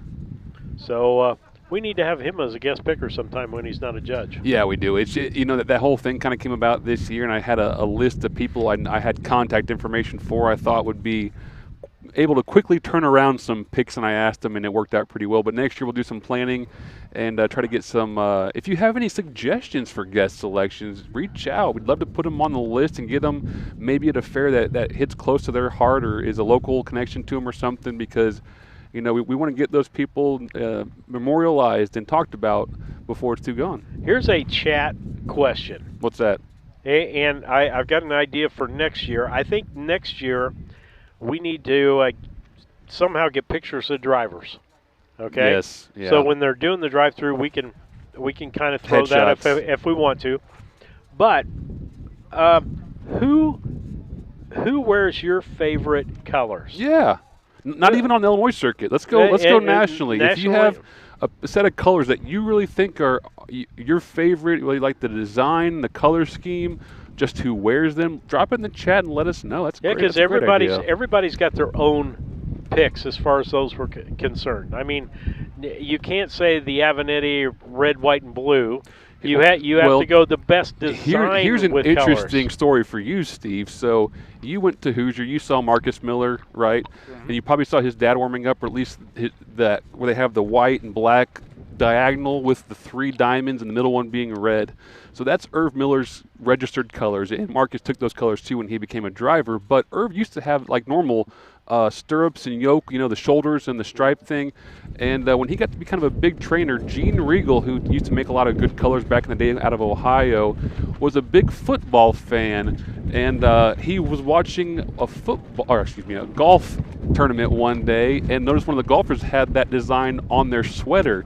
So he kind of took that idea and adapted it to make Irv his own custom set of colors, and now that that red diamond split in half is synonymous with the Irv Miller stables. All right. And I'm starting to think the wind has picked up a little bit. It I'm has. just kind of watching our poles to make sure everything, and it looks like our weights are doing a good job, but I may throw some straps on this next race. Okay. Al McGacky's in the chat saying his favorite colors are Tim Tetrick, and I think it's funny to say that. I'd have to agree, Al, those are awesome, and it's funny for me because I remember Tim Tetrick's colors when they were his dad's old set that he wore at the fairs, when he was 17, 18 years old. And now, the small nuance between him and his dad's and Trace's and T's are all a little bit different. They all have that green and gold with white trim and horseshoes on their yokes. But one of the most iconic families in the sport in the country, and we're lucky that they're natives of Illinois and so good to the Illinois racing families and folks back around here. Well, and so the Bowen colors. Let's go over those. What's the Bowen colors? Well, see, great-grandpa Bowen was, I'm trying to think about it. I think it was tan and navy. I went primarily navy and tan. Kind of ugly. Interesting combination. Yeah. My grandpa, Harvey Jr., was light blue, red, and gold. And then whenever Larry and Dad got their license at the same time, Larry went gold, white, or green, white, and gold, like the Hornet colors. We're from Mount Sterling, our local high school colors. Dad wanted green, black, and gold, but they told him he couldn't because the black and green were too indistinguishable from a distance for the judges because he had an A license. So he can drive at any track in the world, and the judge has to be able to tell the colors apart. Well, back in that day, they didn't have high-def cameras. They didn't have good binoculars, and so they had to distinguish, make sure that the color schemes were very visible. So Dad was denied his green, black, and white colors, or green, black, and gold colors, and went green, black, and orange, putting the orange in there. And that's kind of something he used his whole career. And then when Doug and Butch and I all got our license, we took Dad's colors, the green, gold, and orange, and added black and split them off. So Doug's green and gold with black, and I'm green and orange with black. And actually, Doug wears Butch's colors. He just kind of picked those up after Butch passed away, and they fit into him, and he's been driving in them ever since. He got his own set here recently, but it was a nice tradition to pick up Butch's colors and carry those on into the future. And Butch is your My brother? Yeah, excuse me. That passed away from cancer. Those of you who know or don't know, yeah, he passed away at 27 years old, far too young, but he was a horseman as well, had a couple driving wins, and those of you who used to take the horses up for Dad in the to Maywood Park and take the horses ship up there. I have to tell you on Butch, as much as I saw him growing up with the daredevil that he was, I thought he'd kill himself on a motorcycle or whatever before a dirt bike before cancer would get him.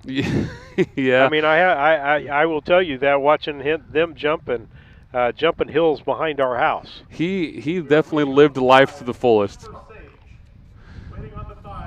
Got Jody in the chat talking about her favorite colors. Of course, I think we all remember Papa Deck's colors, and not just Papa, but Tommy and Wayne too. The whole Decker family with that green and red and gold.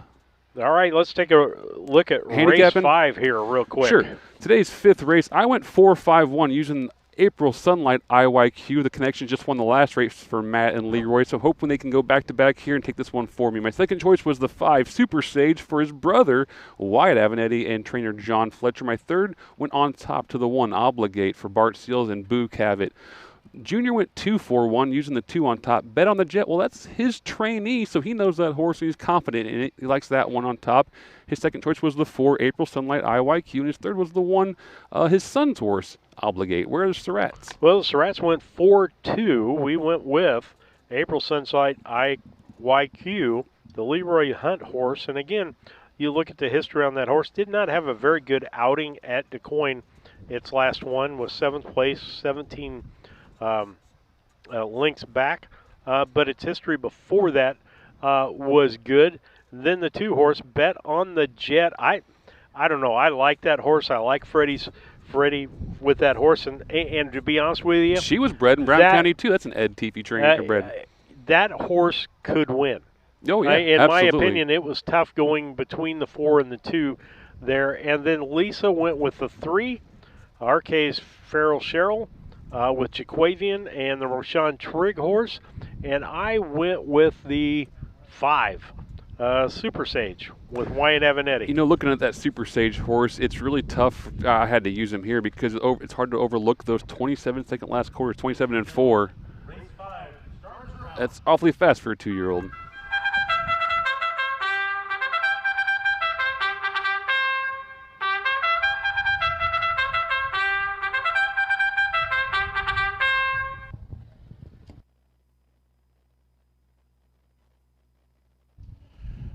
Race 5 is an Illinois Standardbred Association 2-year-old filly pace. It's Division 2, the Larry Roachkiss Memorial, for a purse of $1,709.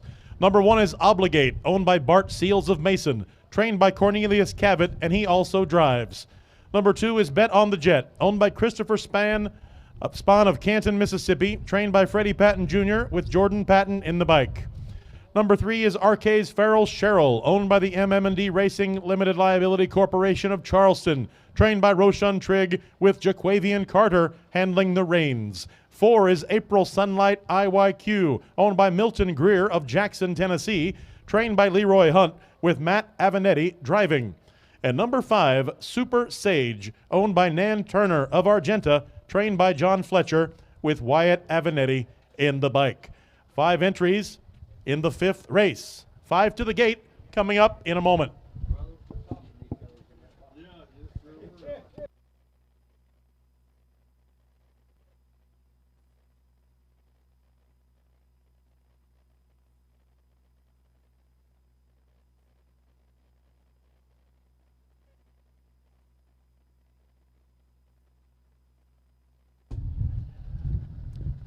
Ladies and gentlemen, in case you'd like to watch any replays of yesterday's races or today's races or watch them live, you can tune in to Harness Tube on YouTube. Go find the Harness Tube channel on YouTube, like and subscribe that. You can watch many of the harness races from throughout this summer. Harness Tube has been at over a dozen county fairs. Provides an opportunity for you to watch a replay, or if you can't be there in person, sometimes if Harness Tube is there, you can watch on YouTube. Harness Tube, we're glad to have them here today. Also, horsemen, don't forget, checks are ready from races 1, 2, 3. And later on today, please don't forget to return your saddle pads.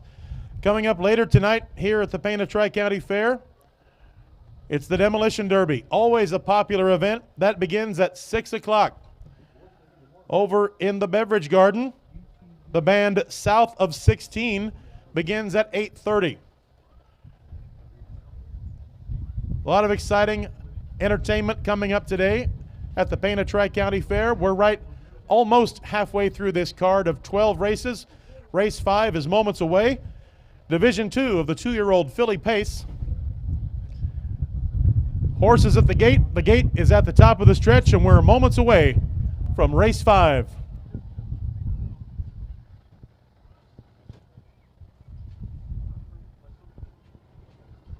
Here they come. Off and pacing in today's 5th race, and Obligate is out early and out easy. Along the rail down to the south turn, it's Obligate in front, followed by Bet on the Jet.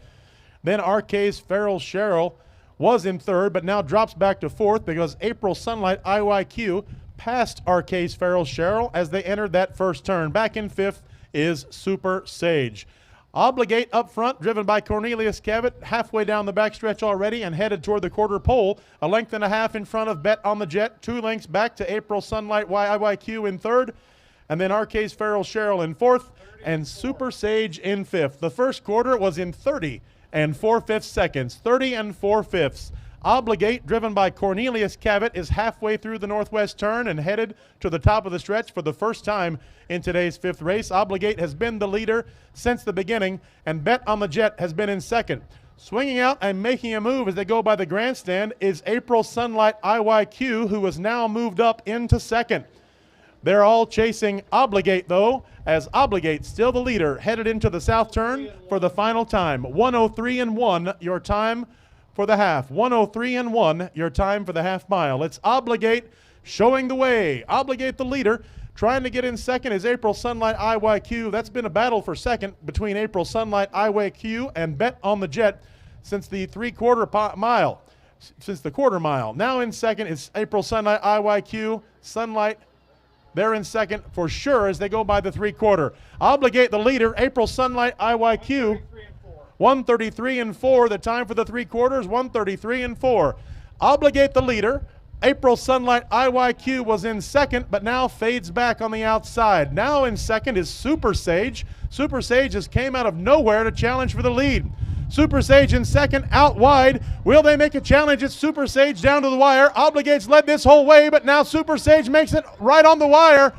Too close to call. Obligate was on the inside. Super Sage had been at the back of this field for much of the race. Then in the northwest turn, Super Sage fought its way through traffic and came up down to the wire. Going to be too close to call. Could be Super Sage, could be Obligate. The mile in 2:03. 2:03 flat. We're going to wait for the photo finish.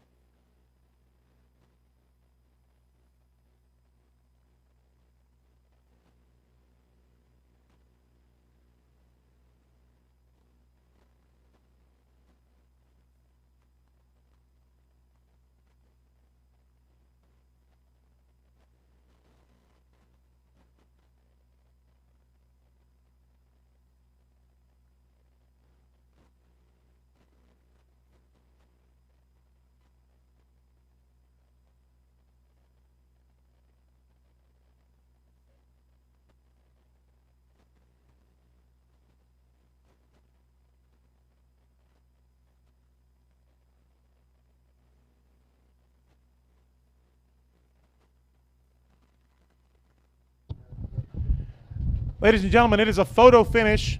Our judge, Chief Judge Alvin Siebert, is going to look at the photo.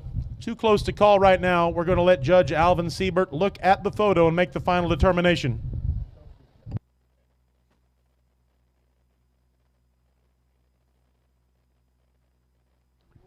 Well, David, a good race photo finish out there as they take the time to check the photo, but from our nose that the one stayed in the lead.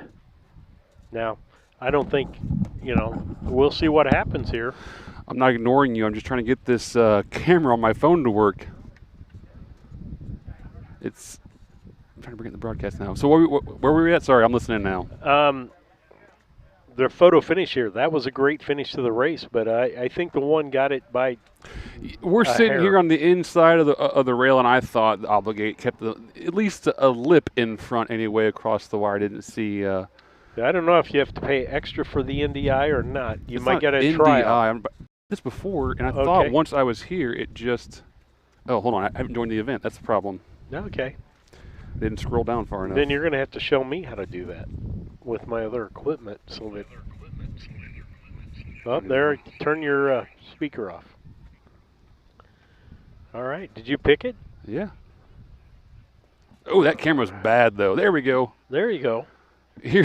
Show it. Get a really. See if you can get a good picture of the barn. Hey guys. There's our Harness 2 broadcast today where you're watching us over here. That's dragging just a little. I know. See if how do I? Yeah, that's the unofficial picture. We're learning some toys here to play with. Play during a broadcast. Why not? It works for me. How are you going to turn the camera around? That seems like the should be a flip, just like it. Ladies and gentlemen, after looking at the photo, our judge has determined the winner is a dead heat. Oh. So they both get one, right? Dead heat between Obligate and Super Sage. Okay. So my question with that, David, is it 2 1s and then 3 next? That does not happen very often, but it does Sorry, happen. I'm distracted with my new toys over here. With the dead heat? Yeah. So, yeah, we're going to go dead heat 3. Okay. All right. And I'll get that changed on the board. Yeah. So, yeah. I'm not sure if you guys can see the infield here. We'll show you some of our setup. Back there's the beard tent. You've probably got a better view on the big camera, but the horse barn, always fun to play with new toys and new equipment. And maybe we can get you a Winter Circle interview with some of this kind of stuff. So I'll stop making you dizzy with my dizzying camera and put it back on the big one. But it's always good to see when we get these things to work out the way we think they should. I should have muted myself too. So anyway, toys are done, but that's fun. So Okay. and it was easy enough, wasn't it? See, Yeah, it was. it's just the email thing. So Really didn't change your total at all because you dead picked heats. dead heat. Yeah. In fact, you're better off placing that horse in the second spot, which will give it second place points. 4, 2, 5. Well, let's say if they get them in any place, Well, they folks, should get. the fifth race was a dead heat between 1 Obligate and 5 Super Sage. Not going to change We points should at all. recognize them. Obligate's owned by Bart Seals of Mason, trained and driven by Cornelius Cabot. Super Sage, owned by Put 'em in Nan nose Turner to of nose. Argenta, trained by John Fletcher with Wyatt Avenatti in the bike. But if I had my my iPhone mic plugged in and We will clipped take on, you photos, could do an interview apparently. with that. Yeah. The connections of Super Sage have come up here. I see Nan Turner. I tell you what, no one has more fun at these fairs than Nan Turner does. She wins a lot of races, So we breeds will some good take Winter horses. Circle photos if they would like to. Her trainer, John Fletcher, always has the horses sharp and ready to go, and she's always got a big old smile on her face when she makes her way to the Winter Circle. Nothing changes your attitude like winning, right? No, absolutely not.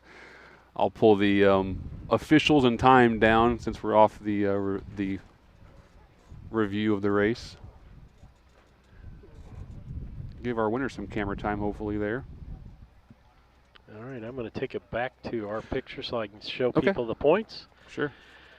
You were the slim victor in points. You got 7 because you got 5 points for at least the picking the 5 for the second place instead of the place on that. Yeah. Since it moved up to the 1, I went ahead and gave you 5. Otherwise, if we'd moved it up to the 1 spot, Well, the dead heat, maybe instead of 10 and 5, you should have got 7 and 7 each. or whatever. 20 points. Well, if you If give you me picked points, it give me right, points. No. Well, you would have had anybody that would have picked the 5 would have got 10 points. Anybody that picked the 4 would have got 10 points. And if you'd picked them in second place, you would have got either one and you would have got 5 points. I was just Either way, you're going to get 15 points out of that. I was thinking it more like the money. You just combine it and split it in half. So you take your 10 plus your 5, you split it in half, you get 7 and half each or whatever. You know? You could. We could do it like that. That's how we split There's money no on a dead set heat. rules like it's No, going to there's make any not. difference in this year's finish. No. Might make a difference in today's finish, and if it means that I'm not in last place, we'll come back and we will change the scores to get me out of last place. More people in the grandstands, but as you showed over there at the tent thing, I know. I the want to walk tent back and the there. beer In front of the garden. grandstand right now is Super Sage. My internet will reach The that owner, far. Nan Turner, a native of Pana.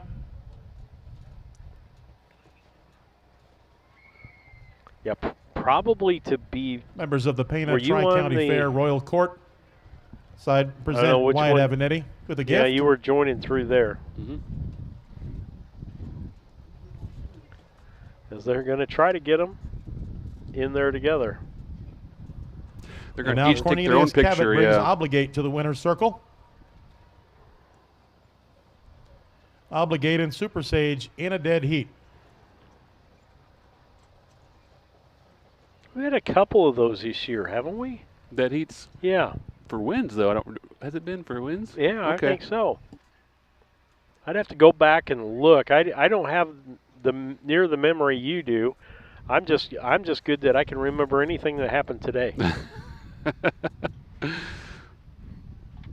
And if my wife told me, I probably didn't remember it, even if she told me today. Well, she gets credit for keeping track of you, so that's all that Well, matters. it does. And like today, just a self-exposure here. We went to church this morning, and I left my phone at church. You know, that's not good when you're Obligate is not by from Unlocked here. at a No, it's Sister not. Mary Margaret. But the nice people, I got to put Trained it and out there driven for by the, that I man believe right it's there a at the pastor's reins. wife, the Waters Mrs. Waters brought Congratulations to my Bart phone Seals of because Mason, they had the owner heard of we this were horse. out the fair. Yes. Brought my phone to the fair office, and I got my Obligate phone picks back. up first win. That was First win happening for as I was Obligate. driving across town, and nobody was at the church. You know, we were popped into a church we weren't familiar with here in Pana, and they were very welcoming and very friendly, and I'm glad they were because they knew where we were at. In that we had an emergency, and sure enough, they knew where to find us. So we'll throw it back to Scott for some results. The quarter was in 30 and 4/5. The half mile was in 103 and 1. The 3/4 in 133 and 4/5. And the mile in 203 flat. Checking the order of finish in race 5 from the top down. Number 1, He's done that Obligate. twice. 1, Dead Heat. 2, Bet on the Jet was 4th. 3, Arcade's Feral Cheryl was 3rd. 4, April Sunlight IYQ, the runner-up. And 5, Super Sage, 1 in a dead heat. From the top down, it would read 1 dead heat, 4, 3, 2, 1 dead heat. Race 5 is official. Looking ahead to race 6, there are no changes, although we do have an ownership change. Please note the ownership change of number 7, Bing Bang Boom. Bing Bang Boom is now owned by Kajavian Carter of Clinton, Mississippi. All right, David, as we get ready to go, let's see, we're getting to race 6. We're getting about halfway through. Home. We can go ahead and talk about some things because we don't have any audio commercials coming up. Okay. And so as we get ready for this racing, you know, we talked about it's just been a real interesting year. We've had some great times out here doing this. And for Lisa and I, we meet new people that we haven't met before. Just some great people out here in the harness racing world. In the order of finish, we still have the tie. It is still 1 dead heat.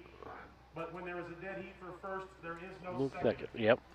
So the program would read 1 dead heat. Yeah, 5, he's 4, 3. it's 1 dead heat, 5, 4, 3 dead heat. And so with that, they're just making the adjustment because they, as David said, they put first and second place money together. But just meeting great people. Folks, if you want to be involved with something that's going to calm your life down, Oh, man. Well, coming and watch it, well, unless you you're buy an a owner, horse, and unless yeah. you buy a horse. I say that if as a fan, but if you want just to the sport, environment, the community, the you know. Lisa and I love going. If you're a beach person and you go because you like the solemnness of the beach, harness racing's kind of the same way. When we went to Hoosier, when we have the opportunity at State Fair to actually sit in the stands and watch races, it's like it's happening today. The weather was nice today. I'm sitting back just enjoying the day, the weather, and it's very, very calming on the blood pressure because you're not thinking about worldly things at all today. As a pastor, you know, I want people to take that time away, do some things that cause your blood pressure to drop. Absolutely. Your Nothing worries better for to drop. You'll have more spiritual moments when you just let go and relax and let things, you know, let yourself enjoy yourself. You know, enjoy your time. Find some people you enjoy being around, or a hobby you enjoy. Come out to some horse races and just, you know, if you're following us, you know a little bit enough to be dangerous. Come out and try to teach yourself some more. You know, it's stuff like that will really kind of quiet those inner thoughts and worries and stresses we all have. And like the Grady's had never met Matt Avenatti and the Avenatti family. They went back to the barns in Brown County, and they love harness racing. That family does.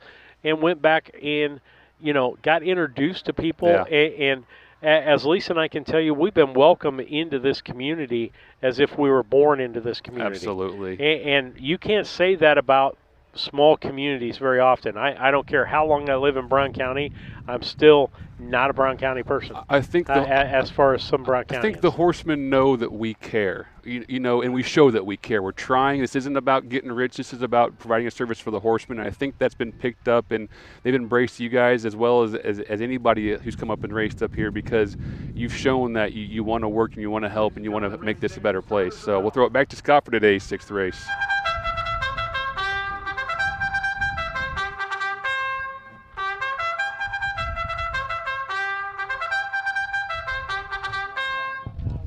Race 6 is the Illinois Standardbred Association 2-year-old colt and gelding pace, the Larry Roachkis Memorial. Number 1, Gothic Thunder, owned by the Flacco Family Farms of Alexis, trained by Nick Prather. Connor Prather is in the bike. Number 2 is Fox Valley End Zone, owned and trained by Tanner Saltzgaver of Dewey. Wyatt Avenatti is driving. Number 3 is Rock On Stevie, owned by Aaron Martin of Marion, Robert Lacey of Nokomis, trained by Darla Martin Lohman, and Aaron Martin will be handling the reins. Number 4 is End of the World, owned by Jesse DeLong of Clinton, Wisconsin, trained by Mike Rogers with Richard Finn in the bike. Number 5 is Captain Better, owned by Torres Tucker of Brandon, Mississippi, trained by Roshan Trigg, and Jaquavian Carter is driving. Number 6, Incredible Stevie, owned by Nan Turner of Argenta, trained by John Fletcher. Freddie Patton Jr. is driving. And number 7, Bing Bang Boom, owned, trained, and driven by Kajavian Carter of Clinton, Mississippi.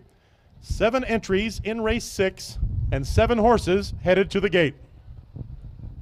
We'll pull Scott down real quick and go through our handicap in today's 6th race. Looks like Junior and I went the same direction using 265 Fox Valley End Zone on top. The 6 Incredible Stevie, which is Junior's mount, a second choice, and third place the Captain Better. Where are Steve and Lisa? I give you a hard one there. He didn't pick himself in that race. I know, he didn't, did he?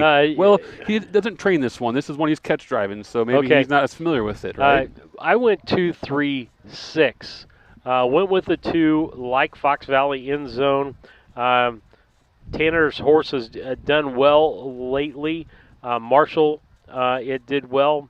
And DeCoin here recently got a second in a dead heat in Springfield. So Mount Sterling, we saw this horse and it was in third. So I'm impressed with this horse, and Altamont, it got a first. So I'm picking some chalk there and going with that, and then going to the 3 horse, which is Rock On Stevie. I got to pick one of them, and in fact, I picked both of them. And if it's got Stevie in the name, I'm going to pick it. Let's see how that works out for me. Okay. Hey, that's all right. Stevie feels all right. Animals. Lisa went with 6. She went with Incredible Stevie on top, followed by Fox Valley End Zone, followed by the 5 horse Captain Better. But here's the deal. This is all the young guns. Guys under 36 years old against the veteran. Against the Hall of Famer. Yeah. Against the Hall of Famer. I'm told we expect over 100 cars in the Demolition Derby.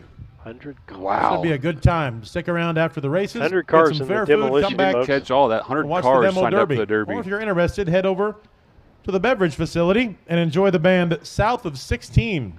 They begin at 8:30 tonight. If you're a Derby fan, I'm telling you, Pana is the coming up place soon to be. here on the track, race 6.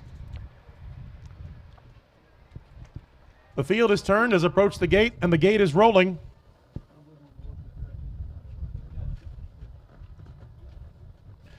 Remember, you pick a winner, players. Number 6 and 7 start from the second tier. They start in the second tier. We start 5 wide here at Pana.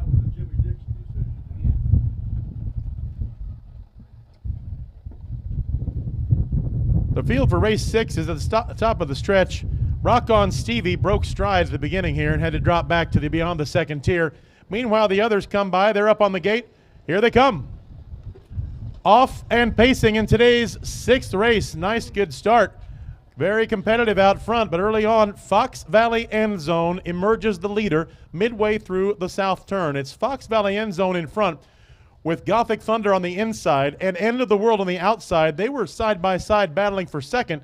Now that's evened out, and End of the World has moved up into second, challenging Fox Valley End Zone for that lead. Fox Valley End Zone and End of the World are side by side as they go down the backstretch for the first time. Meanwhile, back in third is Gothic Thunder. In fourth is Incredible Stevie. 29-4, the time for the quarter, 29-4. In fifth is Captain Better.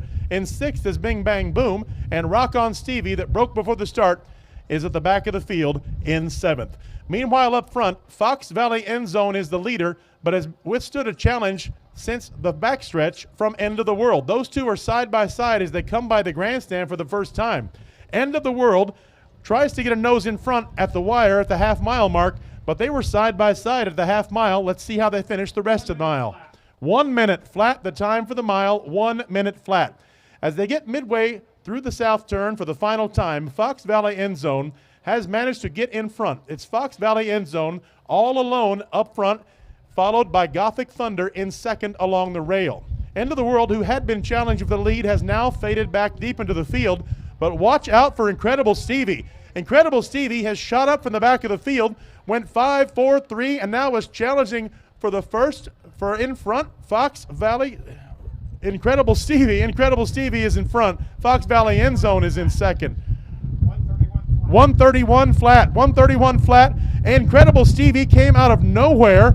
Freddie Patton Jr. brought that horse from the back of the field on the back stretch and now is all alone in front. Here comes Incredible Stevie to take the lead and the win. Incredible Stevie hits the wire all alone. Fox Valley End Zone in second. A photo for third between Captain Better and Bing Bang Boom.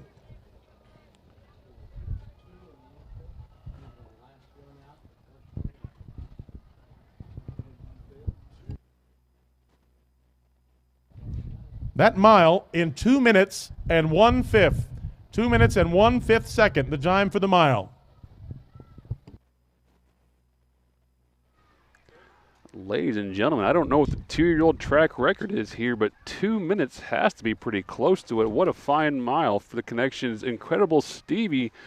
Nan Turner winning this one again. Savannah Turner owns this one, but John trains it. John Fletcher, Freddie Patton Jr. making a great drive up the back. He pulled coming into the half. He knew he needed to be out and get some traffic out of his way, and turning up the backstretch, he circled him, looped him, and won on top by about 5 or 6 lengths. But a great race nonetheless. It was fun to watch JJ and Fat Man finish side by side. It's always good to see the brothers or siblings or family competing out here, and they have a good time doing it. So congratulations to everybody. What a good race. And I don't know if that's the track record for 2-year-olds, but if someone has any access to that real quick, that's got to be close.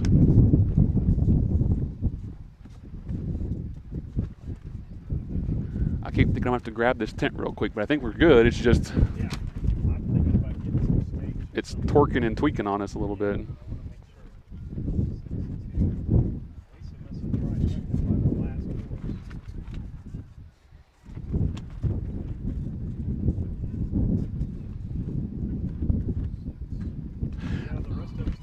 Do well.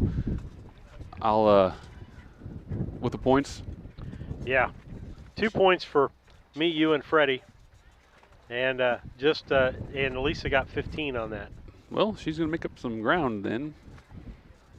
Yes, she is. While we got a moment here, I'm thinking of it. The last broadcast of the season, I want to give a big shout out to all of our fair boards we've worked with. They've done such a great job helping us and be accommodating to get us set up and anything we need.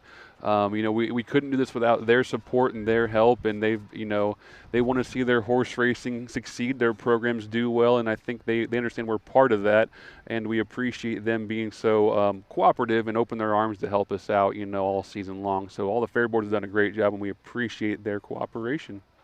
And again, I want to thank them because some of them have given us financial support. Yeah, some to get fairs, there because they know that from week one we're promoting every fair we're doing. Yeah, absolutely. And we want all of our fans to make it to all the races they can, and I think that's pretty obvious. We're not trying to take anyone out of the grandstands, obviously, but we're trying to make fans that will come and travel to these fairs and cheer for their favorite horses and know the drivers and have favorites and, recognize faces and colors. So, this is all part of creating fans and making, people lifelong horsemen. All right, with that, as we continue the broadcast today, we'll take after we get done with the winner's circle here, we'll take a break. Gosh, 1-2. There he is. Coming back in front of the grandstand, the winner of race 6, Incredible Stevie, owned by Nan Turner. That's 2 consecutive winner's circle appearances for Nan. She should have just stuck around after the last race. And Freddie Nan, taking a Pana native, young now lives in boys to Argenta. school. That horse trained He by did, John didn't Fletcher, he? and How about Freddie that? Patton Jr. is in the bike.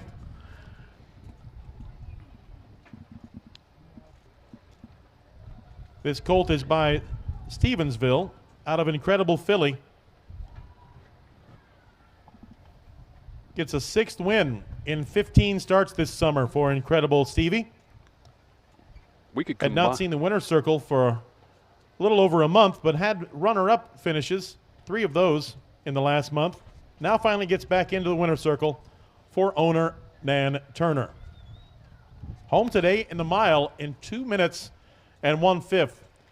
This concludes the races that were named in the honor of Larry Roachkis, local businessman, fair board member, seed corn dealer, well respected among the community, and the Pana Tri-County Fair appreciates the memory of Larry Roachkis.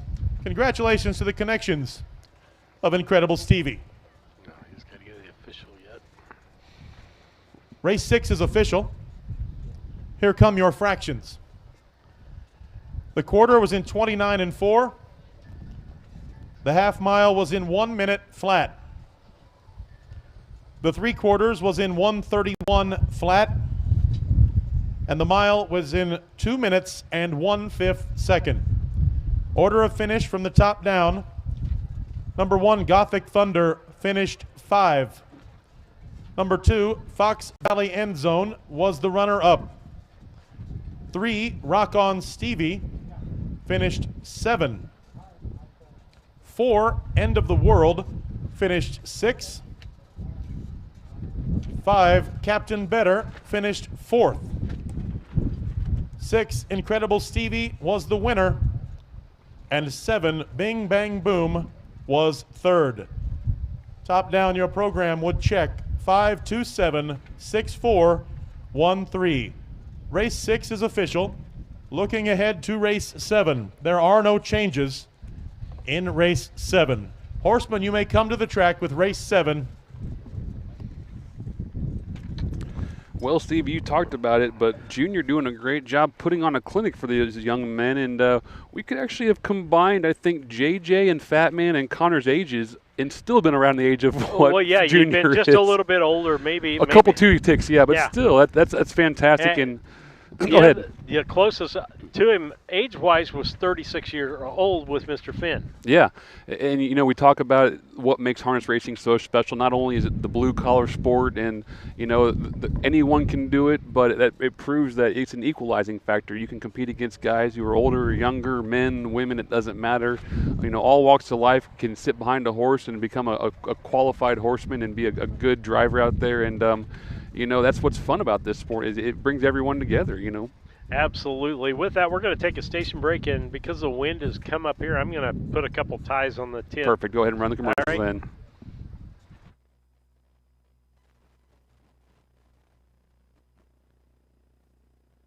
Make plans now to attend the 27th Annual Illini Classic Yearling Sale, which takes place on Labor Day at the Illinois State Fairgrounds in Springfield. Once again this year, the catalog will offer not only a strong lineup of Illinois conceived and foaled yearlings, but also an excellent supporting cast of colts and fillies eligible to other state-bred programs in the Midwest and on the Eastern Seaboard. It's the Illini Classic Yearling Sale, Monday, September 1st, beginning at 11 a.m. Central.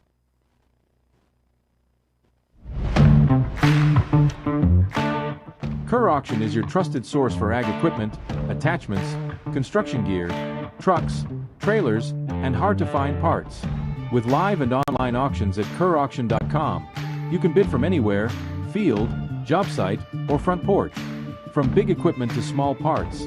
If you need it, Kerr Auction has it. Don't miss your next deal.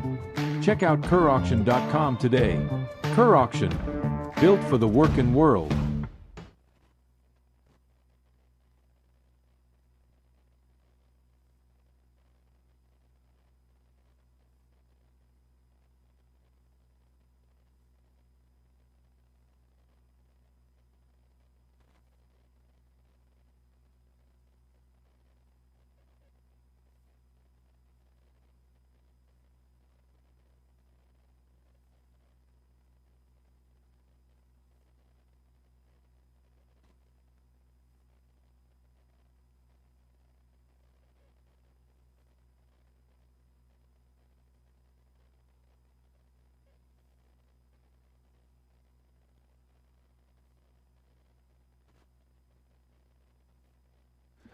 Steve's doing some work batting down the hatches for us so our tent doesn't blow away. The breeze picked up, which we're not going to complain about because it's a beautiful day, but we are going to make sure everything doesn't fly off and end up on the track in front of a horse or something. So we're going to put some stuff anchored down, but just was standing up, walking back to my car, and I cannot get over, folks. I mean, this place is something special.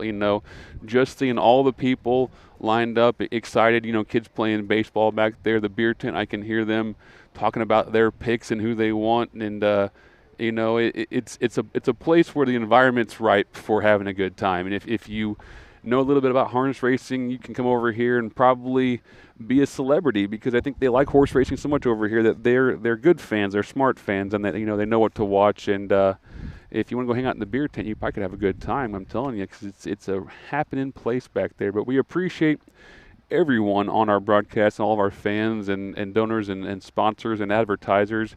We can't thank you enough. We put those donors up on the screen as much as we can because they've done such a great job. This idea started as being advertising and putting some commercials between races, but the donors have said, hey, we like hearing you guys talk. Here's some money just to keep it going, and we really appreciate that, trying to keep everyone entertained and have something to talk about and keep, it's just nice to have a conversation between races and not just hear dead space or talk about odds and mutuals and pools and stuff like that. So we appreciate everyone who's followed along and helped make this a successful endeavor, we'll call it, and something we're going to continue to do in the future as a service to the horsemen of Illinois and all they've done for me in my life. And just as a callback to them, we want to thank them and make sure that we show them all the races we possibly can so that they can kind of watch their horses progress and watch their big wins and their big moments and celebrations and share those with their family and friends and screen grab maybe the video, put it on Facebook. I love that kind of stuff too. So we appreciate all of our fans and who follow along all year long. Can't quite reach Steve's computer, so I won't mess with anything too much, but I will say that I think the horses might be wandering this way for the 7th race post parade. If they do, I'll get that up on the screen as quick as I can, or we may just have Scott do the post parade until we can get Steve back, but we'll do our best to get to you.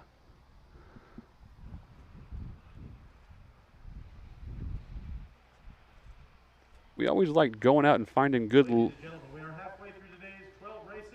Race 7 starters are out.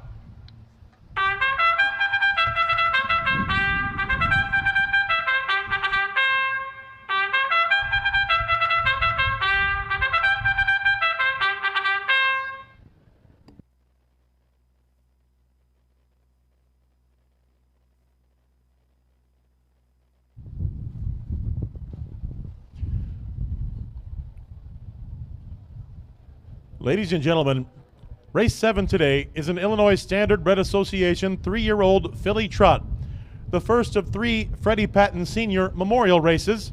Race 7 has a purse of $2,569.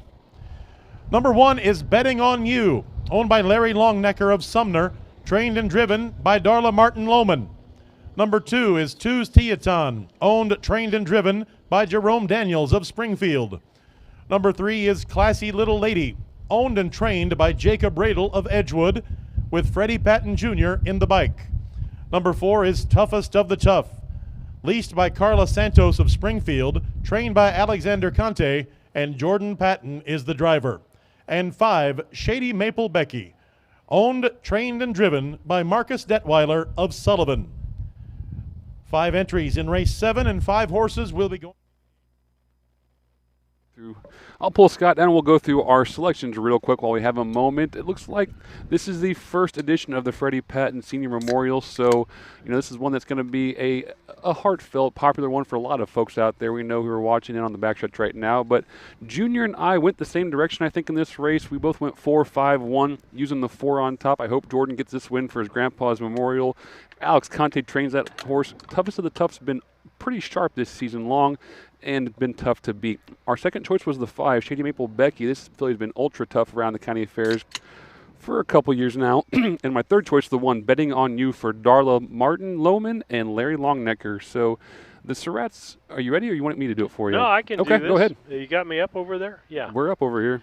The Surratts went with the 5 horse. We went, got to get my sheet turned over. Becky. With Shady Maple Becky, the Detweiler horse. Again, good track record with this particular horse. I went with the 2, Teaton, as my second horse. She went with the 4, Toughest of the Tough, Jordan Patton horse. Conte's horse. And then we both, everybody went with the one horse in third place, betting on you. It's tough. It's tough for us to overlook Darla. She's so consistent at these fairs and does a great job of keeping her horses flat. But I think in the Freddie Patton Senior Memorial, we might be cheering for the Pattons a little bit here, but we'll throw it back to Scott for the call of today's 7th race.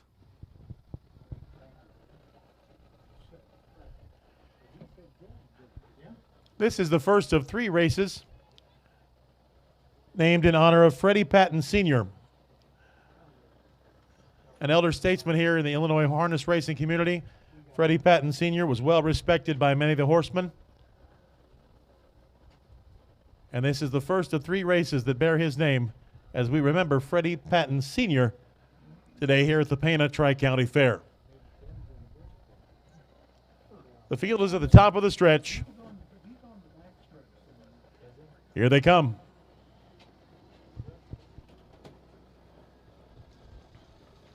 Good, clean start in race 7 today. They're often trotting in this 3-year-old filly trot. And Betting on You, driven by Darla Martin Lohman, right along the rail, gets out front, but faces a challenge immediately as Toughest of the Tough swings up in the second lane. Toughest of the Tough is challenging for the lead and now gets ahead in front. Toughest of the Tough in front by a neck as they get to the backstretch for the first time, in front by a neck over Betting on You. Back in third is Shady Maple Becky, and then Two's Teaton in fourth. Then over a dozen lengths, back to Classy Little Lady in fifth. Meanwhile, up front, Toughest of the Tough is the leader. They hit the quarter in 29 and 3. 29 and 3, the time for the quarter. Toughest of the Tough is now separated from Betting on You, who is in second by 3 lengths. And it's another 3 lengths back to Shady Maple Becky in third, and a length back to Two's Teaton in fourth, and quite a same distance, over a dozen lengths, probably 20 now, back to Classy Little Lady in fifth. The field comes by the grandstand for the first time, and it's Toughest of the Tough and Jordan Patton with the lead. 59 flat, the time for the half mile, 59 seconds flat. Toughest of the Tough is in the lead by 2 lengths over Betting on You, who is 3 lengths in front of Shady Maple Becky, and then 3 lengths back to Two's Teaton. Those top 4 well away from Toughest of the Tough, from Classy Little Lady, who is far back and has broken stride, trailing the field by quite a bit. Meanwhile, the leader is halfway down the back stretch. Toughest of the Tough is in front, now extends to 2 lengths over Betting on You. Shady Maple Becky's in third, making a move on the outside. Shady Maple Becky, 130 flat, the time for the 3 quarters. What's happened in the meantime? Toughest of the Tough is in the lead. Betting on You has moved to the outside, in second by half a length, with Shady Maple Becky in third by another half length. Those top 3 clustered to the top of the stretch. We're going to come see what happens down to the wire. Toughest of the Tough is coming on. Jordan Patton looks over his shoulder. Look at Jordan Patton dragging his whip as he hits the wire. Toughest of the Tough, the winner.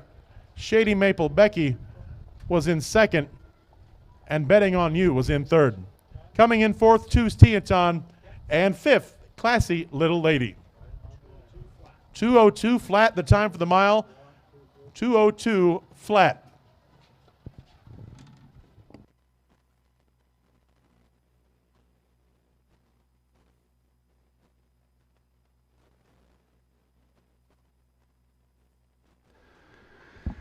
Not that we're biased or anything, but it's always good to see family connections winning family memorials. We want to got a bunch of Pattons in the chat. Want to congratulate everyone on the Patton Memorial.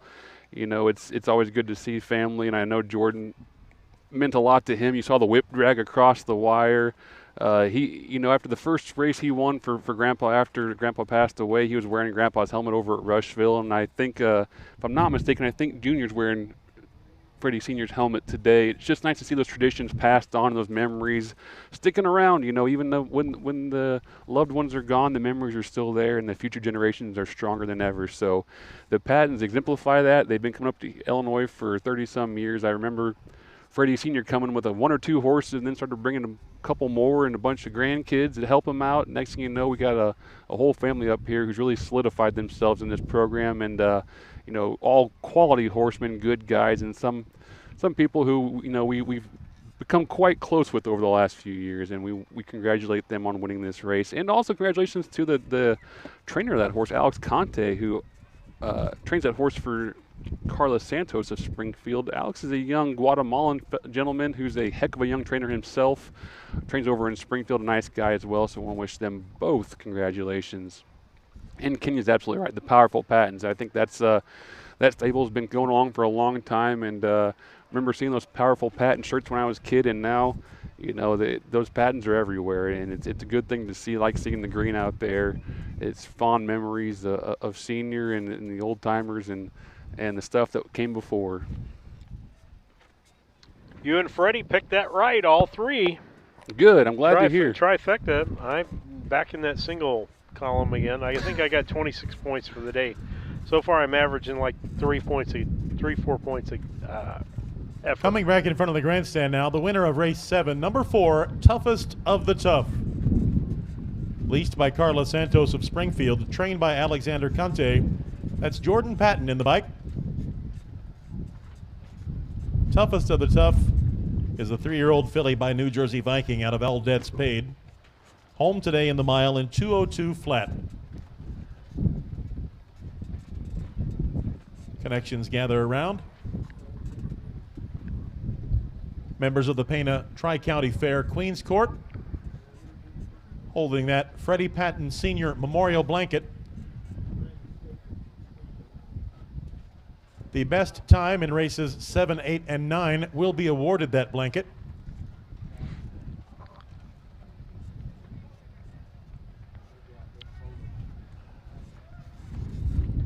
Mark's having a good day too, looks like. Freddie Patton Sr. never knew a stranger. He was one of the first Mississippi horsemen to come to Illinois, and he established a tradition that brought many of his associates and horsemen from the South came to Illinois following his lead. He was always happy to help others, very knowledgeable in the horse industry. Freddie Patton Sr. never met a stranger. We remember him today in races 7, 8, and 9. Race 7 is official. Here come your fractions. The first quarter was in 29 and 3. The half mile was in 59 flat. The 3/4 was in 130 flat. And the mile was in 2:02 flat. Checking the order of finish from the top down, number 1, Betting on You, finished 3rd. Number 2, Two's Teaton, was 4th. Number 3, Classy Little Lady, was 5. Number 4, Toughest of the Tough, the winner. And number 5, Shady Maple Becky, the runner-up. From the top down, 3, 4, 5, 1, 2. Race 7 is official. Coming up in race 8, we have a driver's change in race 8. That is the only change in race 8. Number 6, YF Rocket, now driven by Brendan Potts. Once again, Brendan Potts drives the 6, YF Rocket. Horsemen, you may come to the track with race 8. You know, Steve, I love seeing those Pattons win, especially on the Patton Memorials, because when they all show up to the winner's circle, they all drive against each other, but they're all smiling and got their arm around each other, congratulating each other when they're celebrating their wins. And that's what it's all about. They grew up racing and having fun with each other, and now they're competing, but they don't forget that they are family, first and foremost. Absolutely. And you see that here. Lisa's brought it up numerous times. Wrecks happen, things happen, and the colors go away. And that's the kind it is. It's family. And that family is extended beyond the inner family, like the Patton family. Oh, the Pattons just don't know a stranger. And, everyone that, as Scott was saying, Senior didn't know a stranger. And I think Junior's taken that a step farther because, Junior's about one of the most nice guys and outgoing guys on the circuit and would do anything. He drove against me my first drive. He's been doing it that long and doing a great job. And I remember him talking to me. I went on the track going to the post parade. We were circling on the back stretch and looked up at me and said, "Is your first drive, Bowen?" He called me Bowen because I was Bowen, and I said, "Yeah." He's like, "You just follow me on out of here. We'll finish 1, 2." I said, "All right, Freddie." I think I finished 4th way back there, but it was funny nevertheless. Yeah, and that's we got a judge over here, so I'll give it to you, right, Steve, and I'll. Well, we'll go to commercial.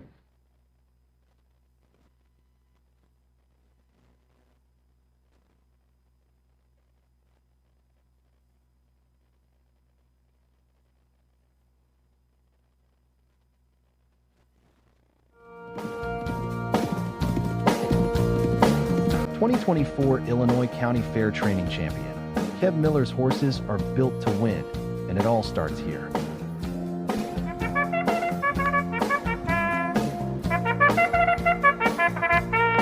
Ready to join a winning team? Call Kev at 217-254-0170 or send a message to the email address on the screen to learn more. Kev Miller Stables. Train to win.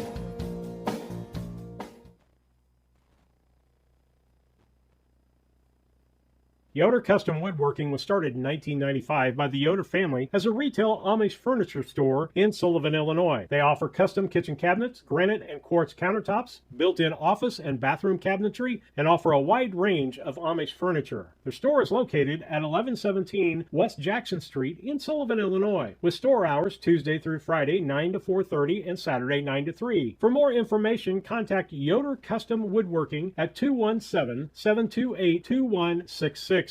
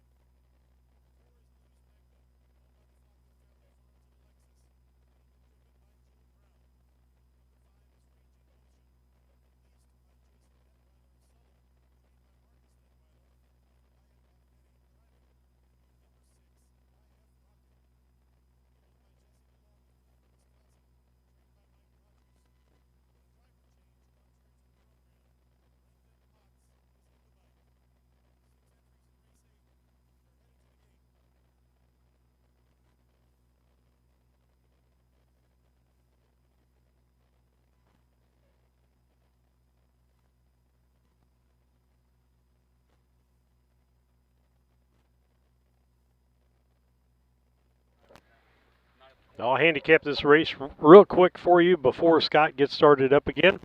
But it looks like, as information in the horsemen, for the horsemen in the barn area, checks for races 1 through 6 are ready. We're going to pull that down for a second as we'll check with Scott, or we'll get back with Scott in a moment.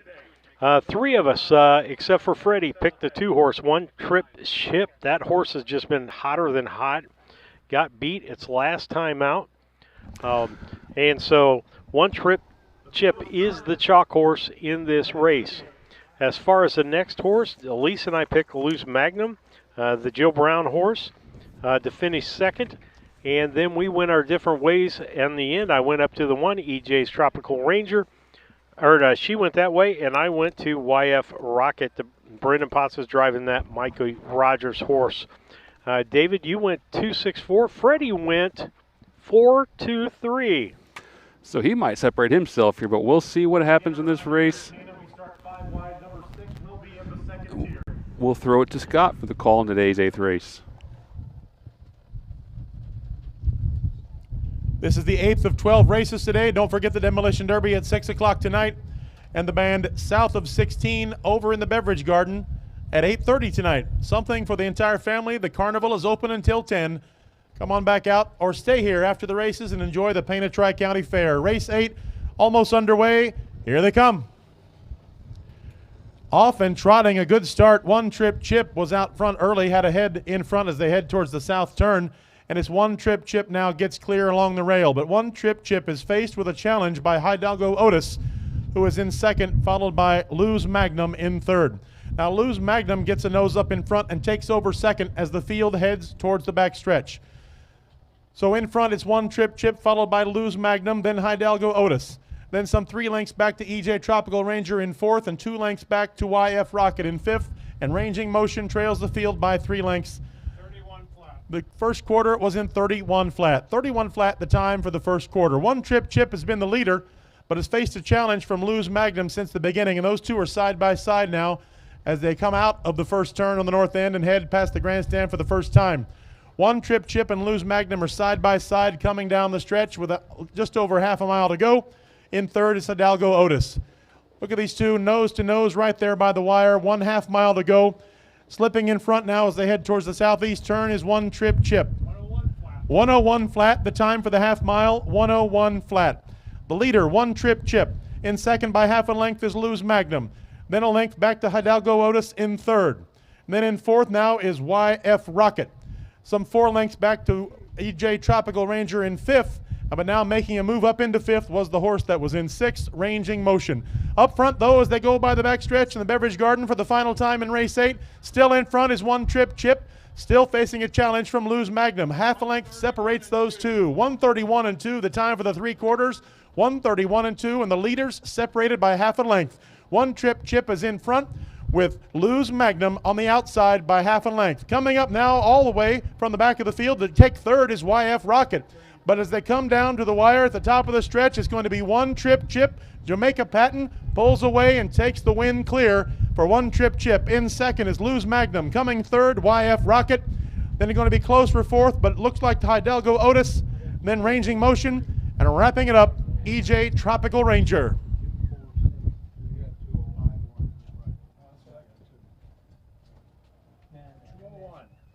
Got the mile in 2:01. Got the mile in 2:01.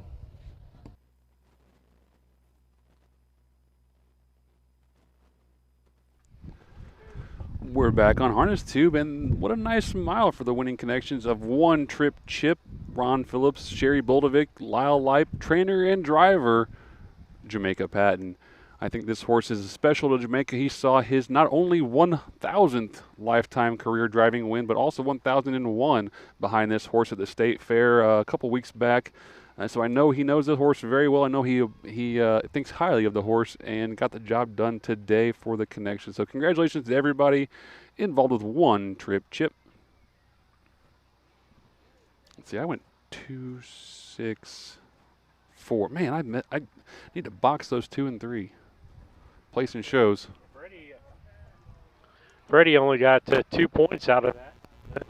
My mic is cutting out. Yeah, I hear that too. Check 1, 2. Nah, it's like it's overwriting, but we'll see what happens here with it. Okay. But yeah, Freddie only got 2 points. I get the trifecta this time. There you go. Lisa got 15 points. You got 12. Correct? First place and 2 boxes. Yes, 2 boxes. Yeah. And so that changes the point total up just a little bit, but it still doesn't put me in contention. 86 points for David, 63 for Freddie. And Lisa moved up on him to 62 points, and 1 point behind him, and 44 for me in the distant 4th place there. I'm going to need lots of 18-point days too. We've got a proud papa in the chat, David Williams, saying, congratulations, son. Freddie Lee is smiling. And I know that big old smile Freddie Lee had. He was kind of had an honorary sense of humor, but he was proud of his family and loved seeing them continue on in the sport that he brought them into. Coming back in front of the grandstand, the winner of race 8, number 2, One Trip Chip.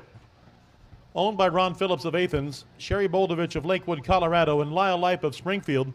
Trained and driven by that man right there, Jamaica Patton. That's his second win on the day, both as a trainer and as a driver. Good to see the next generation of Pattons out there on the hips. Congratulations to Jamaica picking up his second win today. Bringing one trip chip home in 201 flat.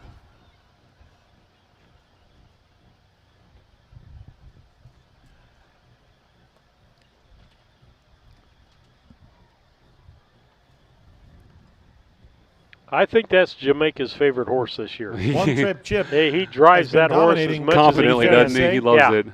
Yeah, you can Finished see a lot. first in Gave 5 up of a the lot last of 6 drives, races but that and was took one second he in the one hated to it give didn't up win. when he was going for the 1,000. And you know, 18 he starts loves this the year connections. and 10 Ron wins. Phillips and Sherry Boldovich have been Excellent good to him resume for for one 20 trip years. chip. Lyle Life's Congratulations. a great owner and a still quality remember the horseman, a guy memory who of Freddie knows, Patton you Sr. know, what this and one trip chip. business entails and what, you know, a horse is capable of. So, you know, Jamaica appreciates having good horses for good owners and rewards them with giving them wins. Look at that time. Freddie Patton Sr. blanket. Race 8 is official. Here come your fractions for race 8. The quarter was in 31 flat. The half mile in 101 flat. The 3/4 in 131 and 2/5. And the mile in 201 flat. Checking the order of finish from the top down. Number 1, EJ Tropical Ranger was 6. Number 2, One Trip Chip was the winner. Number 3, Hidalgo Otis finished 4th. Number 4, Luz Magnum was the runner-up. Number 5, Ranging Motion finished 5. And number 6, YF Rocket was 3rd. Top down, the program checks 614-253. Race 8 is official. Looking ahead to race 9. We have a driver change in race 9. The 2, Frontier Duke, will now be driven by Richard Finn. That's the only change in race 9. Make the driver of Frontier Duke, Richard Finn. Horsemen, you may come to the track with race 9. Good race again, David. And again, we've seen just good racing all season long. Love seeing the Patton family here. Talk about them enough, but you know they've done a lot for us, and we appreciate them being involved. Good to see the next generation out there. I'm not sure whose babies those were. If you're in the chat, you know, let us know because I think they might be JJ or Jordan or somebody because they were carrying one back to the barn area. But good to have. You know, there's going to be a future generation of Pattons out here racing horses probably, and I like to see that. You know, it's always good to look a little bit further than next year and see what's on the horizon. Absolutely. Again, folks, not going to talk about advertising for this year because we're done for the season, but put it on your books for next year as you're making your budget out, and I know a lot of people make their budgets out fourth quarter. Yeah. Put it in your budget to be with Harness Tube. Check with David at the Facebook.com at Harness Tube, YouTube. You can at Harness Tube. You can send a message there, or best thing, email harnesstube@gmail.com or 312-772-5122. Give him a call. Get it set up. Set it on your finances. We can keep this free to people and kind of expand things as far as what's going on. We put a lot of time and effort, personal time and effort and money into these first 3 years of making this what it is right now, and we want to see it going. David, I don't think we finished talking. Did we finish talking yesterday about the Decatur track? Where are we at with that? We didn't I think we got cut off, but no. Right as of right now, you know the Bills are still where they were at the end of last session, waiting in our committee for us. They have to be moved out of the committee to the floor before they could be voted on, and that's kind of been our stumbling block all along. How do you get them to actually put them on the floor? You know, the parties that be are still in place and are still having conversations with legislators and who needs to be talked to figure out, you know, who wants what. And, you know, anytime you're in Illinois and you have an ask, ask. Everyone says, well, what do I get? If we're going to open up this law and Yeah, change we got something, people in prison that prove that.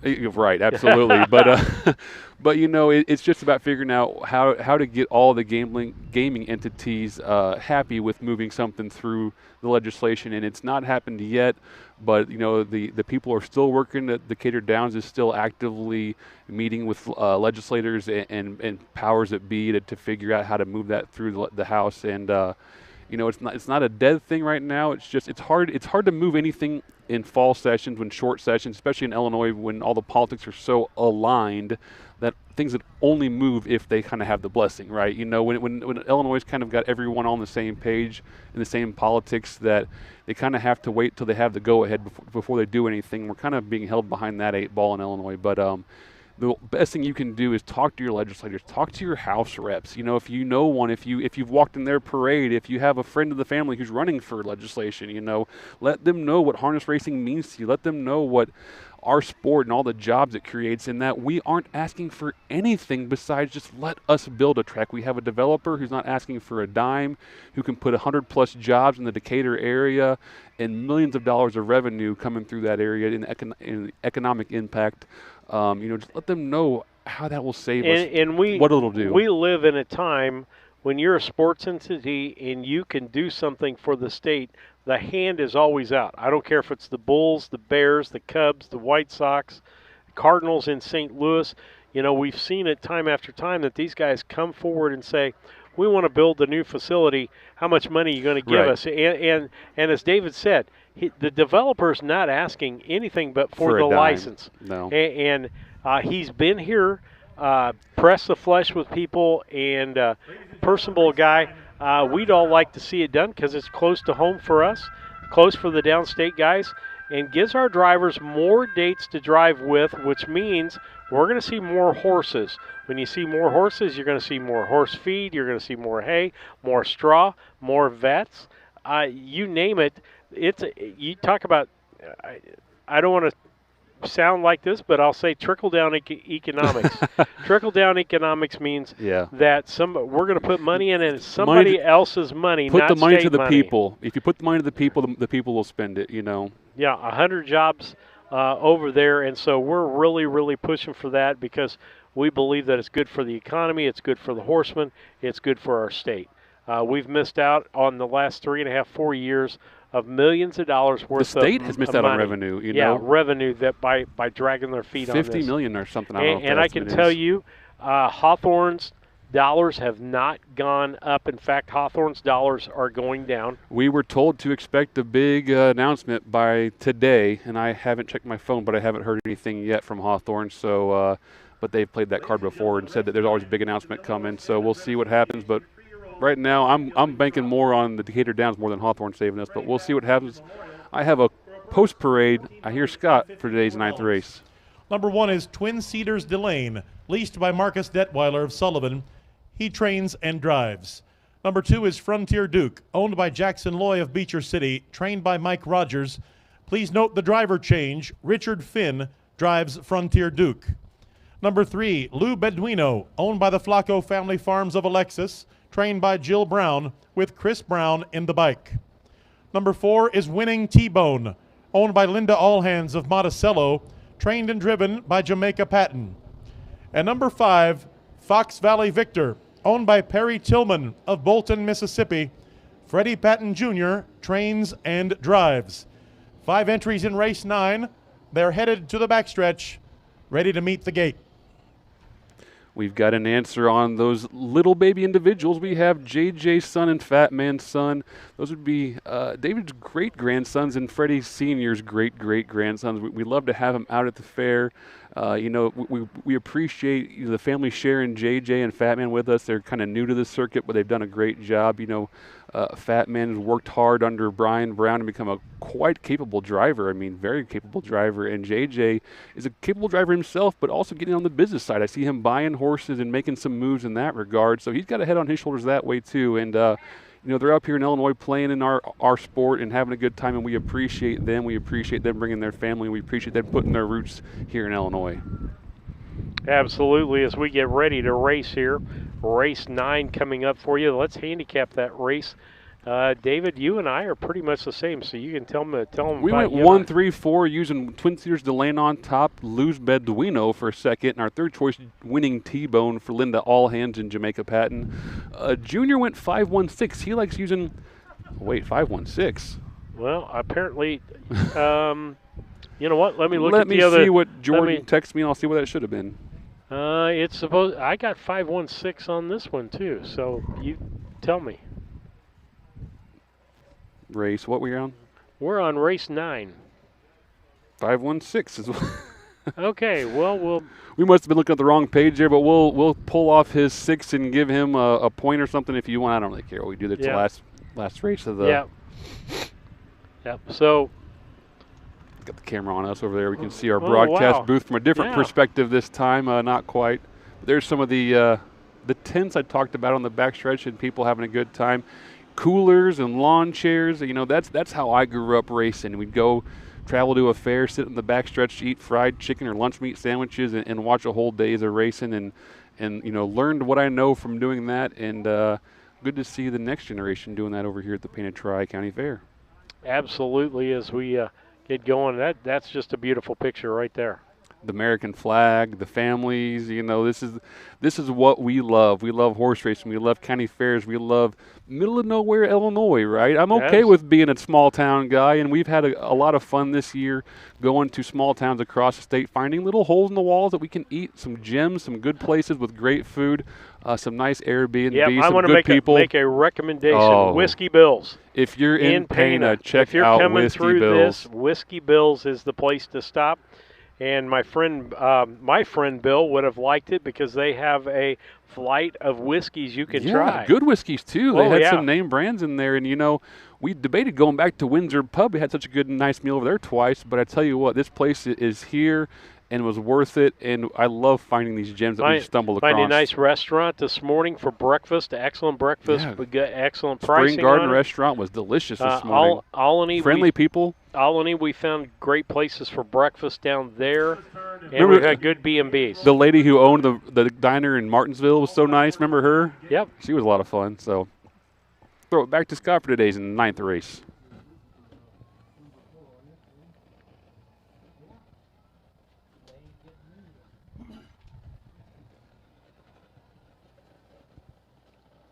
This is the 9th of 12 races here today at Pana. Don't forget, ladies and gentlemen, we go racing again tomorrow. Post time is back to 2 o'clock tomorrow. Post time, 2 p.m. tomorrow here for our final day of racing at the Pana Tri-County Fair. Meanwhile, moments away from race 9, the 3-year-old colt and gelding trot, the final leg of the Freddie Patton Senior Memorial. Here they come. Off and trotting. Twin Cedars Delane takes the early lead, gets down along the rail, but faces a challenge from Lou Beduino. Lou Beduino gets right up beside Twin Cedars Delane, and those two side by side, but Twin Cedars Delane has half a length in front as they emerge from the first turn and head to the back stretch. So Lou Beduino slips back and gets in along the rail, fades in behind Twin Cedars Delane. 3 lengths back to winning T-Bone in third, a length and a half back to Fox Valley Victor in fourth, and then some 7 lengths back to Frontier Duke that trails the field. The top 4 are nose to tail, single file. 30 and 4/5 seconds, 30 and 4/5 the time for the first quarter. So Twin Cedars Delane, after facing an early challenge, has now got the lead all alone. Twin Cedars Delane in front, Lou Beduino in second, winning T-Bone in third, and Fox Valley Victor in fourth. Frontier Duke has caught the rest of the field now, and Frontier Duke swings out to the outside lane and wants to make a move up. As they come by the grandstand for the first time, completing a half mile, Frontier Duke has moved from 5th to 4th and is now 3rd. Frontier Duke keeps moving up front. The half mile, 104 and 2. 104 and 2/5, the time for the half mile. The leader is still Twin Cedars Delane with Lou Beduino in 3rd. Now we've got Frontier Duke on a break. Frontier Duke broke and faded quickly. Now some 8 lengths back behind those top 4. The main field hits the backstretch for the final time. Twin Cedars Delane had been the leader, but is now facing a challenge from Fox Valley Victor. Winning T-Bone was on a break and now back on stride. So up front, Twin Cedars Delane on the inside, Fox Valley Victor on the outside, and here comes Lou Beduino. They are 3 wide on the north turn, less than a quarter mile away from the finish. 1:36.2, the time for the 3/4. Twin Cedars Delane has been the leader since the beginning, but has faced multiple challenges. Now facing a challenge from Lou Beduino. Those two head to the wire. Marcus Detweiler, though, not having it. Home in the win, Twin Cedars Delane. In second, Lou Beduino. Coming third, Fox Valley Victor. In fourth, Winning T-Bone. And coming fifth, Frontier Duke, who had broke stride in the final quarter. The mile was in 2:06 flat. 2:06 flat.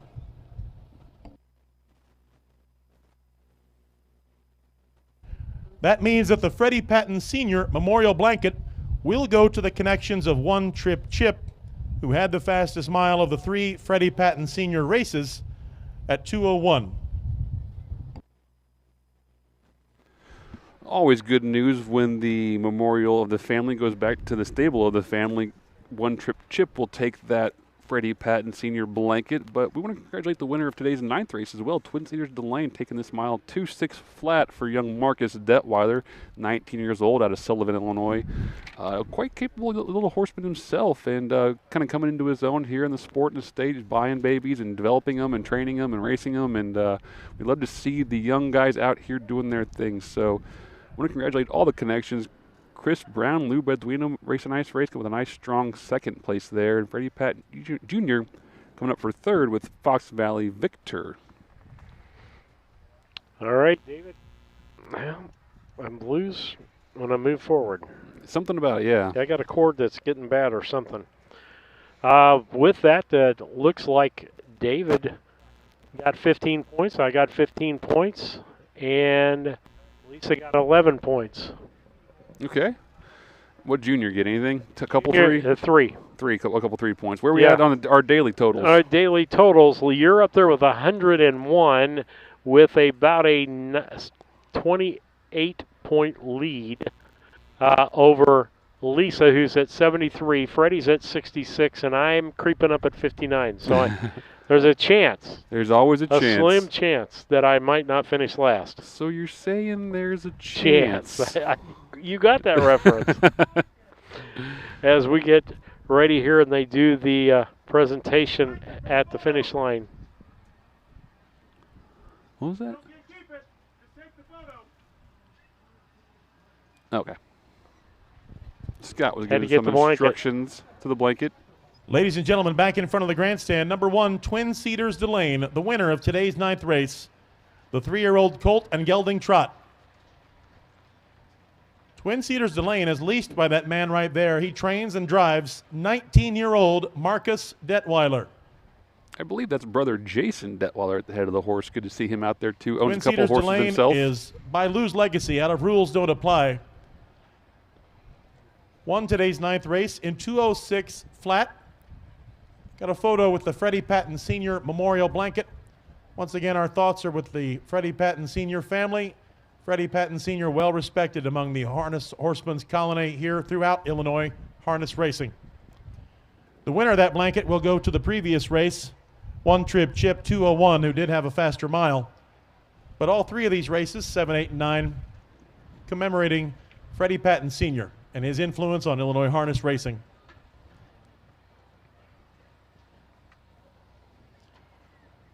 Race 9 is official. I'll give you the rundown. Here are the fractions. The first quarter was in 30 and 4. The half mile was in 104 and 2. The 3/4 in 136 and 2. And the mile, 2:06 flat. Order of finish from the top down. Number 1, Twin Cedars Delane was the winner. Number 2, Frontier Duke finished 5. Number 3, Lou Beduino was the runner-up. Number 4, Winning T-Bone was 4. And number 5, Fox Valley Victor was 3rd. Order of finish then, top down, would be 1-5-2-4-3. Race 9 is official. Coming up in race 10, ladies and gentlemen, there are no changes. Race 10 is clear. Horsemen, you may come to the track with race 10. Commercials. Okay.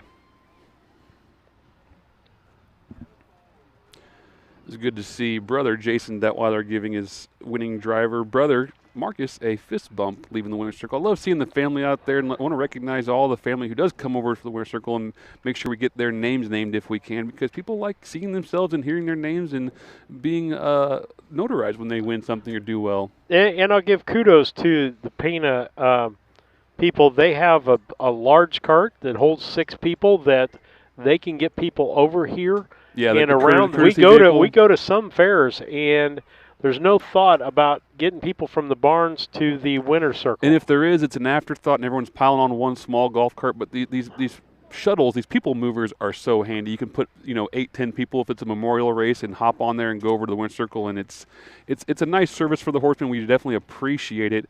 And I want to give you another shout out to this fair, because they've done a couple of things that I've noticed that are pretty small but go a long way. There was earlier setting up for the Derby here. There was a semi unloading some brick barricades, and the driver was getting awfully close to the track, and the fair board member kept hollering at him saying, "Hey, watch out for getting on that track." He's like, "I'm not on it." Well, the fair board member went over there and chewed him out and said, these horses are scared. You can't be near it. You got to back off and give them the space that they deserve to warm up. And he took over and parked the rig himself, to make sure it was safe for everybody. They look out for horsemen here. They respect our track. They were grading the inside of the Derby pit there, and they made sure that the guy stayed off the track with his skid steer because they didn't want to tear up their surface they had developed for their racing surface. So the value they put in their races here is pretty high. They consider it a part of their fair and an important part of their fair, and I want to make sure they get some notoriety for that. Well, and I think placement here, they have a permanent building on this backstretch here that is their beer garden. Yes. And it is there for harness racing. There's 3 days of harness racing, but I'm saying that some fairs could take some lessons, and rather than selling maybe these spots that are up here close on the track for your demolition derbies and things like that. And I know you make money off it, but I guarantee if you get the crowd that they're getting in the beer garden, Brown County's beer garden is in the middle of the track. Yeah. And so chances of you seeing the races. Well, we don't need people crossing into the infield all race anyway. You know what I mean? It's not it's set up for a different event over there, where here they kind of are set up for anything. And let's see, it's Carrollton. Carrollton's got one in the first turn. Yep.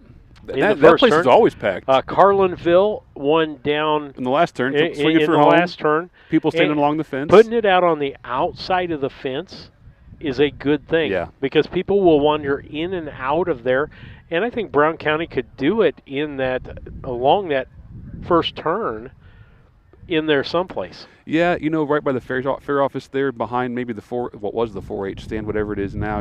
There's room there, but I think you're right. I think you have to create the environment. Unfortunately, people don't sit in grandstands anymore. That they don't go sit even concerts if it's not Taylor Swift aren't selling like they used to. And I've even got a better spot for it. Take it to the north end of the grandstands. Yeah, that way, if you want to go there for the tractor pull, and go to the beverage tent or beer tent, you can watch the finish line. You can see it from that spot down there. You can see the demo area from down there. If you just think a few years in the future, probably every sport's going to have a broadcast team like ours, and so you put TVs in your beer tent, and then they don't have to be right on top of the action. They can be as close, but they can see the finishes from a different angle or whatnot. Yeah, so, and do prizes, on different things in your beer tent for drawings for people to stay interactive with what's going on at the fair. Yeah, and over there they must be doing a pick a winner or the drawn cards, because there's a guy standing right behind us who, after every race, lifts up a sign of what horse won so that the beer tent knows, so they can pass around the information of what horse won. I wondered, that's his job. That's his job, yeah. Okay. But that's so cool, because they care so much, and even though they can't see, and in previous years couldn't hear very well over there, they do have better audio, I hear, this year. But they still are engaged. They still want to follow, because it's the environment. It's the casual family, a couple beers, a couple cards we're pulling, betting quarters or dollars, bills, or whatever it is. It's something small, and it's something memorable. It's something just relaxed. Yeah. There's lots of things we'd like to see back. I could see track, I think, is still kind of in place at the Morgan County Fairgrounds. I would love to see racing back happening at the Morgan County Fairgrounds. It'd be I think an inexpensive thing for you to add. And I'll put this idea I did earlier in the day. We saw down at Altamont, they did noon racing every single day of the fair. It may have been as few as 6 races. It may be as many 12, as 12 13 races. But what it did is got people into the fairgrounds during the day. Yeah. And I throw this out there. Make it a free event. Let them into the fairgrounds for free. And if you stay in the fairgrounds, you get to stay for You get to everything. stay for the next event, yeah. Yeah. One ticket for all day. Throw it back to Scott for today's 10th race post-parade. Race 10 of Illinois Standardbred Association 3-year-old filly pace, the first leg of the Ronald Toohey and Margie Puckett Memorial with a purse of $3,027. Number 1 is Miss Tootie, owned by George Pollock of Rushville, trained by Nick Prather. Cole Prather is in the bike. Number 2 is Truly a Winner, owned by Kevin Miller of Arthur, Bart Seals of Mason, and Wayne Moldenauer of Lake Mills, Wisconsin, trained by Kevin Miller. Wyatt Avenatti drives. Number 3 is Annie, owned by Elizabeth Radel, trained by Jacob Radel, and a late driver's change. That is Jacob Radel in the bike, contrary to the program. Number 4, Shady Maple Bridget, owned and trained by Kevin Miller of Arthur, with Marcus Detweiler driving. Number 5 is Sleazy Little Darlin, owned by Kelly Avenatti of Windsor, Matt Avenatti of Chrisman, trained by Matt Avenatti, and he also drives. Number 6, Fox Valley Groupie, owned by R. Walker of Carrollton, H. Walker of Jerseyville, J. Ballinger of Atwater, and C. Walker of Edwardsville, trained by Robert Walker. Jamaica Patton is in the bike. And finally, number 7, Little Old Me, owned, trained, and driven by Clark Fairley of Lerna. 7 entries in race 10, the first of 3 races honoring the memory of Ronald Toohey, Margie Puckett Memorial. Pull Scott down real quick. We have Jody Bennett in the chat. She does a great job. She's talking about Carlinville's beer tent, and she said there's always a lot of activities in the beer tent during the races at Carlinville, and we have to definitely give Jody credit. She's done a great job. I don't know if it's all her, but she's responsible for the races in Carlinville. She'll take credit. She'll take credit. And that Smokey Jennings beer tent is new within the last, 5 years or so, and it's nice. And every time we've went It's over clean, there after it's the race welcoming. to get a sandwich, They're sold out of food. They're sold out of food. You know, it's a happening place. People pack that, and they have nice stand-up tables and umbrellas next to the track. So if you wanted to, stay closer to the action, you can see the racing live, or if you can go in the grand or go in the beer tent and watch on harness tube or whatever you want to do. But absolutely, Jody's absolutely right there. But let's do some handicapping race 10 real quick. Freddie and I went the same direction, so it's pretty easy. We went 6-2-7 using Fox Valley Groupie on top. Truly a Winner for second, and Little Old Me third. Where did the Surratt I go? went with Little Old Me. Clark Fairley Clark. I'm impressed with when he's driving this horse. What it's done out on the track. I mean, I think you guys underestimate that horse. I'm hoping I'm not overestimating. Truly a Winner in the second spot for both Lisa and I. And then I went with the 5 and third, Sleazy Little Darlin, Matt Avenatti trained and owned. And as we get ready to go here, we better go back to the track. Race 10, the Illinois Standardbred 3-year-old filly pace. Here they come. Good, clean start for these pacers as they head for the southeast turn. Getting out in front early is Truly a Winner. Truly a Winner, and Wyatt Avenatti guides that horse down to the rail. Got a break on 3. Annie broke and faded back. But meanwhile, up front, it's still Truly a Winner, the lead. Shady Maple Bridget has moved up into second as they head to the backstretch. But Shady Maple Bridget, not happy with second, has now taken the lead. So as they go by the beverage garden, Shady Maple Bridget was in front. But look out, Fox Valley Groupie came blasting up from the rear of the field. And now Fox Valley Groupie is the leader. 29-2, the time for the first quarter, and we've got a new leader in the northwest turn. Fox Valley Groupie came from nowhere to take the lead all alone over Shady Maple Bridget. They're 2 lengths in front of Truly a Winner, who started this race off in front. Then in fourth, it's Miss Tootie, but here they come by the grandstand. Here's your leader, Fox Valley Groupie. Right behind is Shady Maple Bridget, then Truly a Winner, then Miss Tootie, then Little Old Me, then 3 lengths back to Sleazy Little Darlin, and trails the field, Annie. Half mile and 58-4. Half mile and 58-4, and the field is already halfway through the southeast turn. Getting ready to head to the backstretch, the leader still Fox Valley Groupie. Fox Valley Groupie got out in front and had at least a 4-length lead, but now the challengers have caught up with her. Here, Fox Valley Groupie is in front by half a length over Truly a Winner. Then in third along the rail is Shady Maple Bridget. On the outside is Little Old Me in fourth. In fifth, Miss Tootie.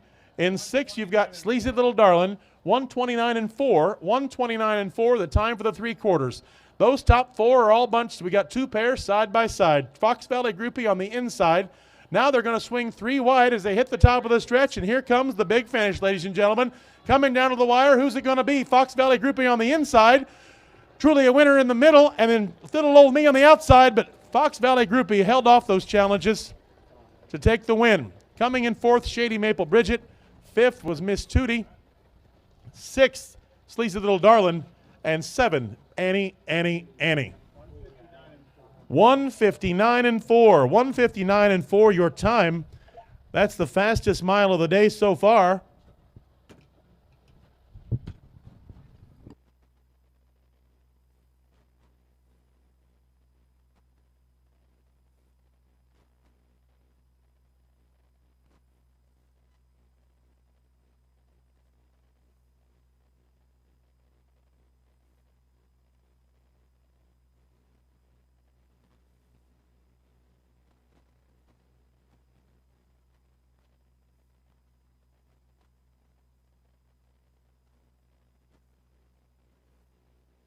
Congratulations to all the connections of Fox Valley Groupie, the winner of today's 10th race for Bob Walker, Hart Walker, Jim Ballinger, and Chaz Walker. Bob trains this thing, Jamaica Patton picking up the catch drive. A nice mile out here, 59 and 4, but I think the important thing to remember is the 2-year-old just went 2 ticks slower in 2 minutes and a fifth, so that was a heck of a mile by those individuals, but take nothing away from Fox Valley Groupie holding off the competition, moving to the front when needed to be, and just said, I know I'm the best, I'm going to hold you off now. So congratulations to everybody coming back trackside for Fox Valley Groupie. And I'm there with 6 points, and everybody else got double figures. Oh, Clark Steve. let me down. He's just third He place. was stalking. And we said after when we went to the camera, we had our mics down, and I said it's tough when the two of the favorites are starting from the back tier because it changes your strategy so much. When you can move, what moves you can make, what's in your arsenal, what's in your pocket, and Clark just had to settle for. Yeah, and I think chasing them home from first to third was just one length, I think. Yeah, they were stacked up there, 6, 2, 7.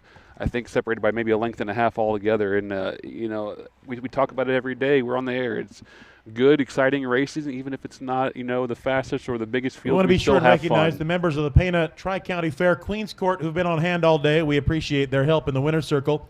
Little Miss Elliott Knapp, our junior miss Carson Jones, our teen miss Holly Cruzy, and queen Miss Sierra Compton. They've been present all day. We appreciate their help. DeRoos. Back in front of the grandstand is the winner of race 10, number 6, Fox Valley Groupie. Got people in the car. Good to see Brady Schrock out there. Hart Walker, Bob Walker, Marietta Walker, Tina Walker Schrock. 3-year-old filly. Emma Schrock, soon to be Abenetti. Star Somewhere out of Rock with Delight, trained by Robert Walker. That's Jamaica Patton in the bike. That's 3 wins today for Jamaica Patton. Having a big day here at the Pana Tri-County Fair. Gets home in the fastest mile of the day, 159 and 4. Congratulations to the connections of Fox Valley Groupie, having a very successful 2025. Now 4 wins in 12 starts this year. Fox Valley Groupie doing very well. It's worth noting that Jamaica doesn't do it a whole lot, but we remember a very capable catch driver. Oh, yeah. Ronald and Margie Puckett. Margie was a lifetime member of the Pana VFW. They were both very active in the community. We're glad to take the time to remember them here at the Pana Tri-County Fair. We talk about it. Jamaica's at that stage in his career where he can give those drives to some of the We did have younger guys. a complaint of foul lodged that did not affect the winner. Our steward is talking to the officials right now, talking to the starter. We have taken statements from the participants involved. So race 10 is not official yet, but the winner will not be affected. Don't know what that is, but we'll try to queue up the race in case the judge wants to look at my screen real quick. So We'll have that ready for him. I was going to say yesterday, and I didn't want to jinx it. We went through all of yesterday, didn't we, without a judge even needing to look at our Well, the judges video. who aren't used to us don't think about using us. But, yeah, they came down and looked a couple races ago. They wanted to look back at the 5th race at something. And it took me a while to get scrolled through all the races back to the right race. But we finally found it. Didn't see anything that changed the judge opinion or anything. But, yeah, it's nice to have us as a second set of eyes that they can go back and review and see, you know, what did I miss? What did I see? Did I see what I thought I saw? And get those calls right. All right. Steve, we're winding down here. We are. 2 more races. I've got in the season. I've got a slim opportunity to get out of last place, Get out but of the not very basement. Not very good. I'm sitting there at you're at 119 and I'm at 65. Lisa's having another good day though. She's ahead of Junior. Yeah, she what do we got? 2 races left. She probably not going to end up ahead of you. She could end up with 324 points. Or excuse me, yeah, 124 points. You would have to do really bad the last 2 races. And I'll take a look here and see if you guys are picking much different. I'm sure than we anybody. are, because we both have Jamaica probably the next race. I know she likes Jamaica, and Jimmy D. Shark's well, we'll go to horse. commercial Okay, while we sure, take a look absolutely. at that, okay? Bring him down.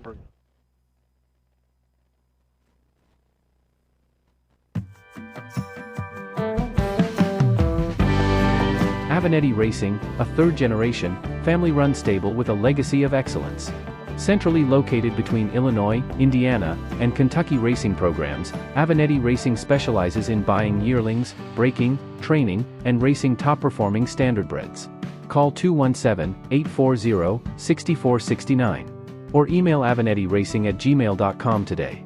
Avenatti Racing, from yearling to racetrack, we build contenders.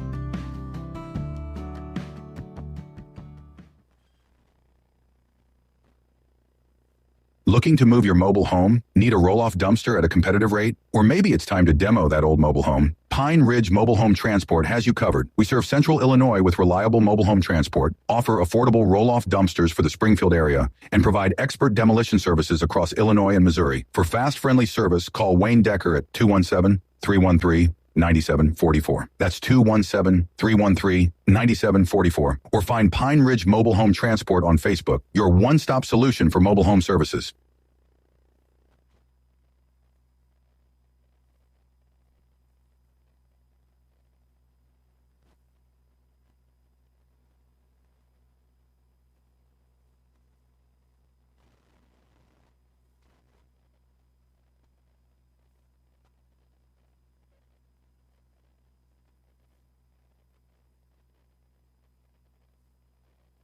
There you go. We'll wait for Scott to come back up. We'll put him up, but we're waiting for the official results of that race. They said it did not affect Fox Valley Groupie from winning that race. I'm betting it's in that 2-3. You think so? They were tight there. Well, I don't know if it was a call during them. I wonder if it was during the start. Wasn't there some? Did someone make a break at the start of that race? I thought so. Can't remember. Ladies and gentlemen, just an update. Our officials are still taking statements from anyone involved in the claim of foul. I thought Radel ran maybe. It had to do with somebody, maybe not. a horse breaking stride on the southeast turn. We're listening to participants in the race getting their version of what happened. Race 10 is not official yet. We will alert you when it is. Man, I would say let's get race 11 out there. I think they're on the track, so they might be the plan of action if we just hold off on the 10th officials until maybe they come in and just go ahead and keep the card moving, because before too long, Steve, we're going to have a bunch of Derby guys. You said they were lined up down the street to get in here, so this pit area is going to become a hot commodity very shortly.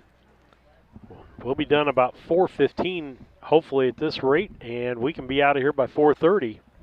Well, you know how Derby guys are. They're anxious. You think they're ready, but they want to get here early and do all the fine-tuning stuff let's and go dent this up. Let's go ahead and handicap this 11th race in. Today's 11th race, the 3-year-old filly pace. We went, let's see, I'm on the wrong race. That's the 10th race. Excuse me, let me flip over here real quick. Today's 11th race is the Colt division. First, Colt gelding pace for 3-year-old first division. I went 1-4-3 in this race using Jimmy D Shark. Jamaica's awfully hot today. That horse is very capable for Dad Dave Williams. My second choice was the 4, I'll Decide, out of the Prather barn. And my third one went to Captain Nate Richard S. Finn for Mikey Rogers. And Junior went 4-1-5. He liked using the 4 horse I'll Decide on top, using the 1 Jimmy D Shark for second, and his third choice was a little different. He went with a 5 Major Statement. I went with the same thing as Junior, so I'm hoping Junior's okay. right this time. I'd like for Junior to be correct this time. You and Lisa, very similar, 1-4. She went with the 5 in that third spot. You did not include the 5 in any of your top 3. Sorry, along Aaron. with that, so I'll Decide Colt Prather. Now, I think you could be right here based on what's happening today. Jamaica is the hot driver today. He is hot, but we're going to have to separate ourselves. So I have 3 and you all have 5. So if the question comes down to Richard S. Finn versus Aaron Martin, who gets the job done to pick up some of these pieces Yeah, for so us? if we get the 4-1-5, you're only going to get a couple of points. I know. And you know what? I'm not sad about that. Because I'm still in the bottom. I'm trying to work myself out of the bottom there. I'd like to not finish on the bottom, but it's not going to save me point-wise for the year. I think I'm in third spot. And I consider myself the mix between you and Lisa on picking, and apparently that's not working out. You either got to have a lot of knowledge or a lot of luck. Or you pick it because you like certain drivers and so forth. And I'm wondering, is that our friend up? Yes, it is. Kenny up there? Kenny is up there talking to the girls. Yeah, he texted me earlier something about the audio, and I wasn't sure if they got it fixed or not. But he's here. He texted me I told you I couldn't get text last night. In the hotel room, I had no service, but he was asking about how many races there were today, so I thought he might be coming over. Good to see Kenny Hostetler, from our friend from Yoder's Amish Furniture and Custom Woodworking from up in Sullivan. He's been a longtime advertiser and a good friend of Harness Tube. Absolutely. Ladies and gentlemen, after interviewing the participants in race 10, the judge has determined there was no cause for foul. There will be no placing in race 10. The fractions in race 10 were 29-2, 58-4, 129-4, and 159-4. Quickly, a rundown in race 10. Number 1, Miss Tootie, was 5th. Number 2, Truly a Winner, the runner-up. Number 3, Annie, was 7. Number 4, Shady Maple Bridget, was 4. Number 5, Sleazy Little Darlin', was 6. Number 6, Fox Valley Groupie, the winner. Number 7, Little Old Me, finished 3rd. Top down, it would read 5-2-7, 4-6-1-3. Meanwhile, race 11, starters are out.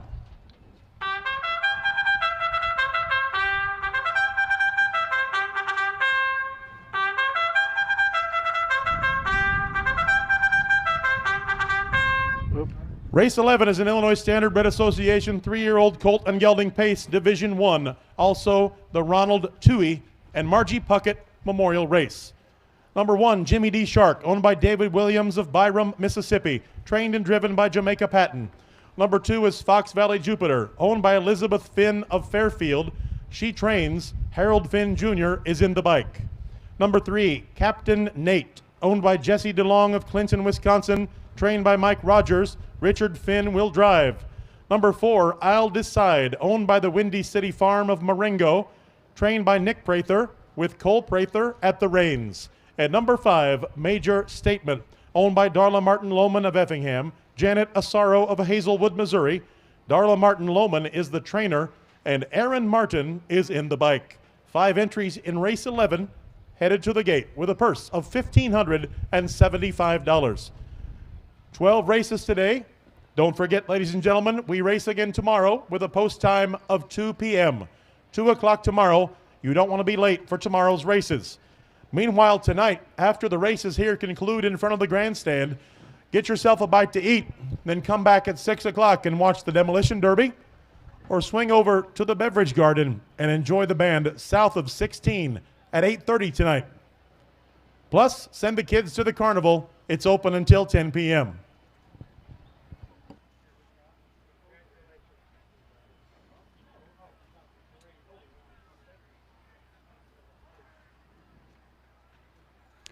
Want to thank all of our viewers and sponsors and anyone who's helped us out, donors, advertisers. Also, ladies and gentlemen, don't forget, tomorrow is Pana's Labor Day Parade, parading through the streets of downtown Pana. That begins at 10 o'clock.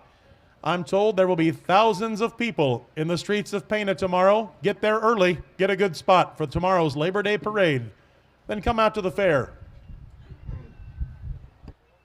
I want to thank everybody for making this a successful season. We wrap up, we go from Memorial Day to Labor Day in our Harness 2 fair season, and I tell you what, it's been a good one. We added a lot of fairs over last year. I think this is our 25th broadcast of the season. That's a couple of those were combined with rainouts, so we might have a little more cards than that. But 25 broadcasts has been a heck of a year, and we've had a lot of fun. Horses have reached the gate for race 11. Everyone's and the gate's following rolling. along. We'll throw it back to Scott for today's 11th race.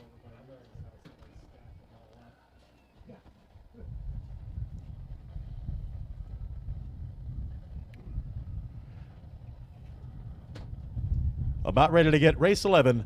The 3-year-old colt and gelding pace. It's Division 1 of the 3-year-old colt and gelding pace. Underway in a moment. Here they come. Off and pacing.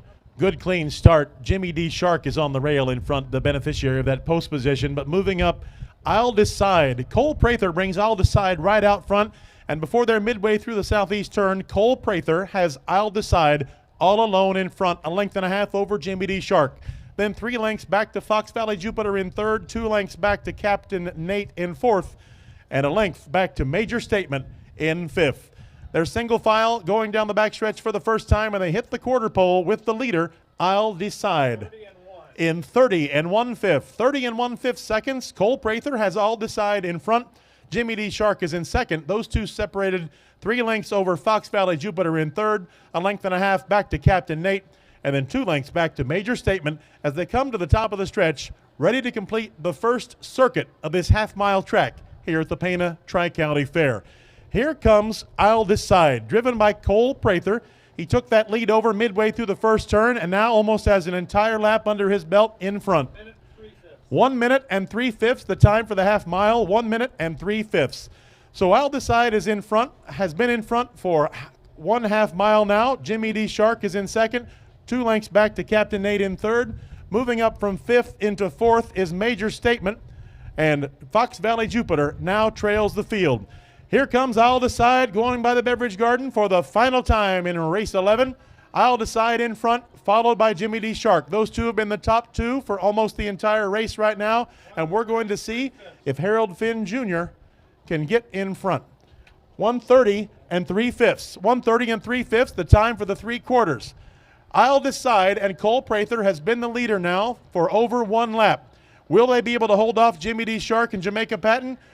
Nope, not going to happen. Here comes I'll Decide, the winner of race 11, followed by Jimmy D. Shark 3 lengths behind, then some 8 lengths back to Captain Nate in third, who was 2 lengths in front of Major Statement, and coming across the wire in fifth, over 15 lengths, the trailer, Fox Valley Jupiter.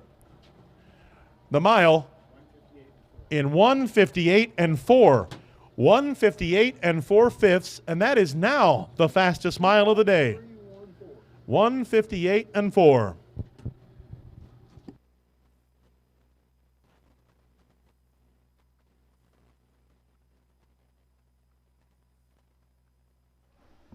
Cole Prather getting it done in today's 11th race, the first division 3-year-old colt and gelding pacers, the Toohey and Margie Puckett Memorial.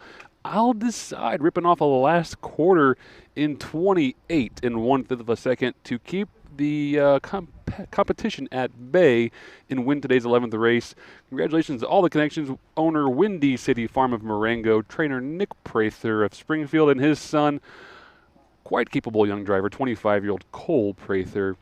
I know we've got Grandma and Grandpa and Grandma all watching on Harness Tube, and I know they're cheering on Cole for his, I think this is his 4th, 5th lifetime win. He's a young up-and-coming guy. He's been breaking and training horses for 10 years, I think at least. So he's been doing it a long time, knows what he's doing, and good to see him get a win out here. Losing stuff. There's Grandma. Way to go, Cole.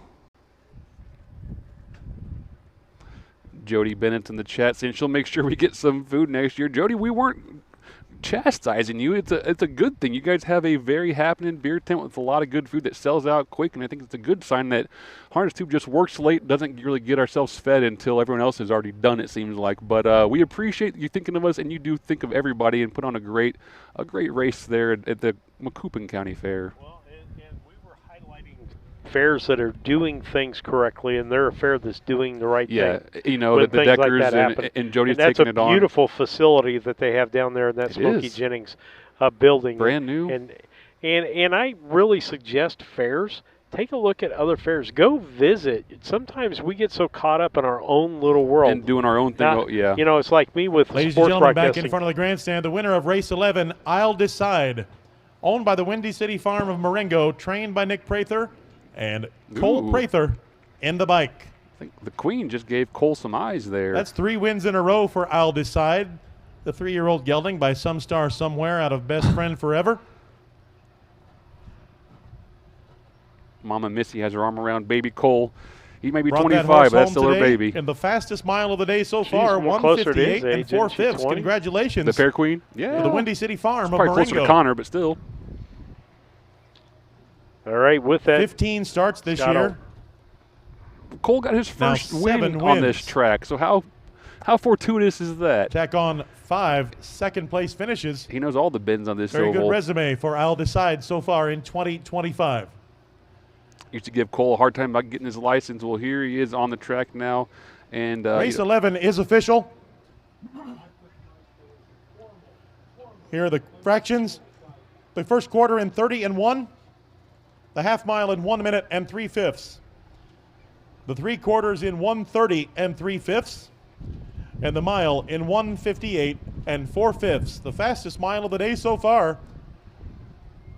Order of finish from the top down, Jimmy D. Shark was the runner-up. Fox Valley Jupiter finished 5. Captain Nate was 3rd. I'll Decide was the winner. And Major Statement finished 4. From the top down, your program would check 25314. Race 11 is official. Looking ahead to our final race of the day, race 12. There are no changes in race 12 other than a driver change on the 5. Hello Trevor will now be driven by Richard Finn. Hello Trevor, make the driver Richard Finn. Horsemen, you may come to the track with race 12. pull Scott down. Steve, here we are. This is the one we've thought about for months and months and months, and it's here. And what are we going to do with our time now? But yeah, hundreds of races later, here we are. We're done. The final race of the season. I want to thank all of our fans, all of our sponsors, all of our advertisers, all of our donors. I want to thank Steve and Lisa. I want to thank Mom. I don't thank her enough, but she's been a trooper. She's had a blast following us around and doing the harness tube thing. It keeps her connected to a sport that she fell in love with when she married Dad. And I want to thank all the judges we've worked with, officials, horsemen we've worked with, fans. It's just been a heck of a year. Most all the judges. Most of them. Yeah, maybe not that one that keeps putting his picks in late in the chat, but we'll let that one slide. Well, here's how we go into the last race. Okay. David, you're in 124. You're pretty much got it. Nobody can touch you, even if you got no points and somebody got 18. So you're going to be the winner of the day for the day. Second is Patton. Junior's at 99, Junior's right? at 99. Okay. Lisa's at 90. I'm at 80. So you can claw away from Lisa, but yeah, she might also claw past Junior here. Yeah. So we'll see what happens. So we'll put the commercials up so we can get the last race and see who picked what, where. But it looks like this in the big points. David won the season with 2,616 points. In second place right now is Lisa, and she'll stay in that spot, 2386. And I'm at a lowly 2277. So it's always next year, Steve. Next year. No. Yeah. Randy's in the chat asking if Harness Tube is going to be broadcasting the Illini Classic sale tomorrow. We will not. I think they have ATS the sound company that does their sound for them does the video for them as well. We would love to. We've talked about it, maybe getting some interviews after people do some inspections of yearlings, but it just hasn't happened yet. This year we'll be going as spectators and just enjoying the sale tomorrow. Always good to see the horsemen, you know, not when they're working in a more relaxed environment, and get to kind of chat with them about the fun we've had following them around all season long at these fairs and seeing what they buy for next year. Yeah, it will be interesting as, you know, we saw the 2 horses that Doug and Troy bought for Mount Sterling, and watched those a little bit in the development. And I know, does he still have both horses? He sold one. He's got the filly yet. Okay. All right. With that, we're glad that you're on board today. And let's take of course, get on the schedule for 2026. We'd love to see you with that. You want to handicap out of the way while we have time, and that way we can just banter Well, until oblivion when we're done with it? I apparently got ahead on commercials or something. It's okay. Okay, here we'll handicap. Let's handicap today our last race of the 2025 season. I went in today's 12th race, the second division of 3-year-old colt and gelding pacers. I went 2-1-5 using Jim's Big Boy, the hot Jamaica JP Patton, to win this race. My second choice was the 1 Life Turns for Chris Brown, Albert Player, and Jill Brown. My third choice, I went to the 5, getting a catch driver, which I'm okay with. Richard S. Finn's on board. Hello, Trevor, for Carol Cox of Huntsville, another donor and family friend, and trainer Mikey Rogers. And I'm going to go ahead. Junior went 3-2-1 using RK's captain on top, using his drive, which I appreciate. Second choice was a 2, Jim's Big Boy, and third, Life Turns. Where are you two at? Well, I can tell you right now, I'm not going to pass Lisa because she picked the same horse as I did, the 2 horse, as the winner in this, in Jimmy's Big Boy. Jamaica Patton driven, that's a good pick, as Jamaica's hot for the day. Came in second in a race that I thought he could have won just here a while ago. And then the only difference we have is the second place horse. I picked Valley Sage, the Darla Martin Lohman horse, driven today by Aaron Martin. And he's driven that horse before. Had a little more success with Darla behind the reins there. And then, let's see. Well, that was the horse, actually. I got to look back here. Yes. Oh, no, that was Anna, because I was thinking David drove that horse. Oh, there it is, an Altamont. You mean Aaron's first win? Yeah. That was Farmer City on a different horse. But yeah, but what about we'll take a look at that later. That horse is owned by Janet Asar, one of our friends and fans who follows along here on Harness Tube. Good to see her. That's Darla's best friend from down in Hazelwood, Missouri. She comes to a lot of fairs and is always excited to watch her horses race, and we love seeing that excitement and her commitment to Illinois horse racing. Randy's telling you to bring your checkbook tomorrow, Steve. Bring my checkbook. I think they conveniently left it in Mount Sterling, didn't they? Randy, Lisa doesn't allow me to carry the checkbook, particularly when I'm around horses. She's heard too many stories from the horsemen who used to own horses in Mount Sterling. Every horseman who gets burnt out has spent a lot of money. But I tell you what, I want to give a quick comment. The Land of Lincoln sale yesterday at the Fox Valley Walker Standardbred's farm was very successful. You know, people talk about the sport and what the state of the sport is in Illinois, but they sold very high yesterday. I hope that continues tomorrow for all these people who've bred and raised horses. Hope they get a good return on their investment. But I'm also kind of hoping some horsemen get some good deals and some gems that they can pick out of the sale for a decent price. But good to see the prices are still up in the state. I don't quite understand the market, but it's here, and I'm happy for it. Well, I go back to what he was talking about. It would have to be, the incremental ownership would have to be so incremental that Lisa couldn't see it in the checkbook. We can do that. I hear you, Randy. Me too. Yeah, we'll throw it to Scott for today's call, the post for today's 12th race.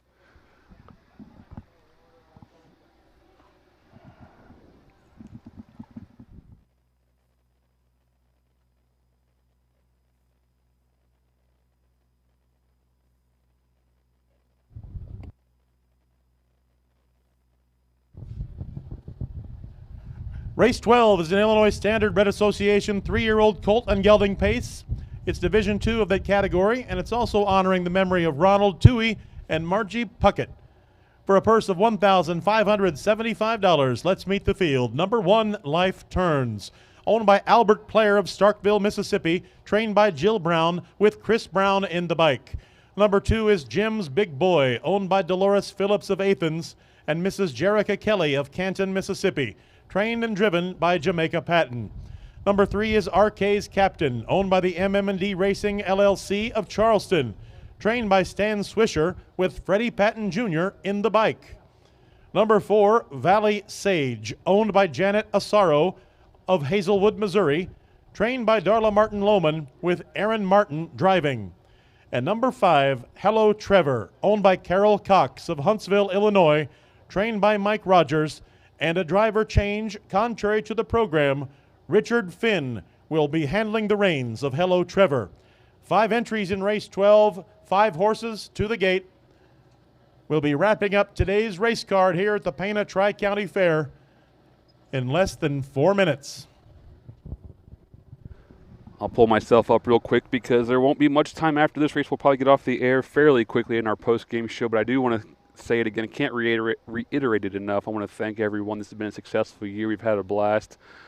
We've capped both ends of the season with some nice weather and nice racing, and it makes the whole endeavor worth it whenever you get to enjoy these last few events. But thank everyone for following along, tuning in, participating, sharing their stories, sharing their pictures, sharing their memories, sharing their hard-earned money.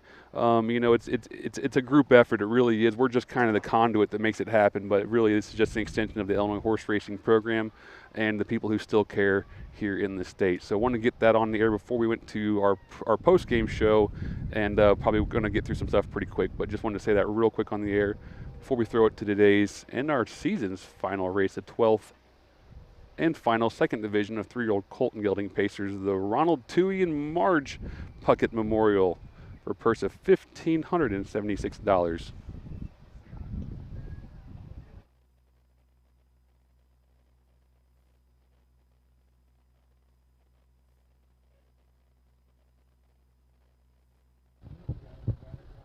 The field is turned and begins to gather as the gate begins to roll.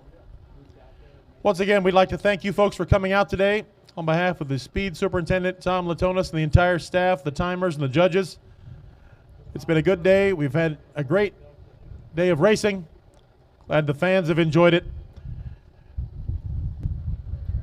Good day to close out the harness racing program, but the fair's not over. Carnival tonight, Demolition Derby tonight.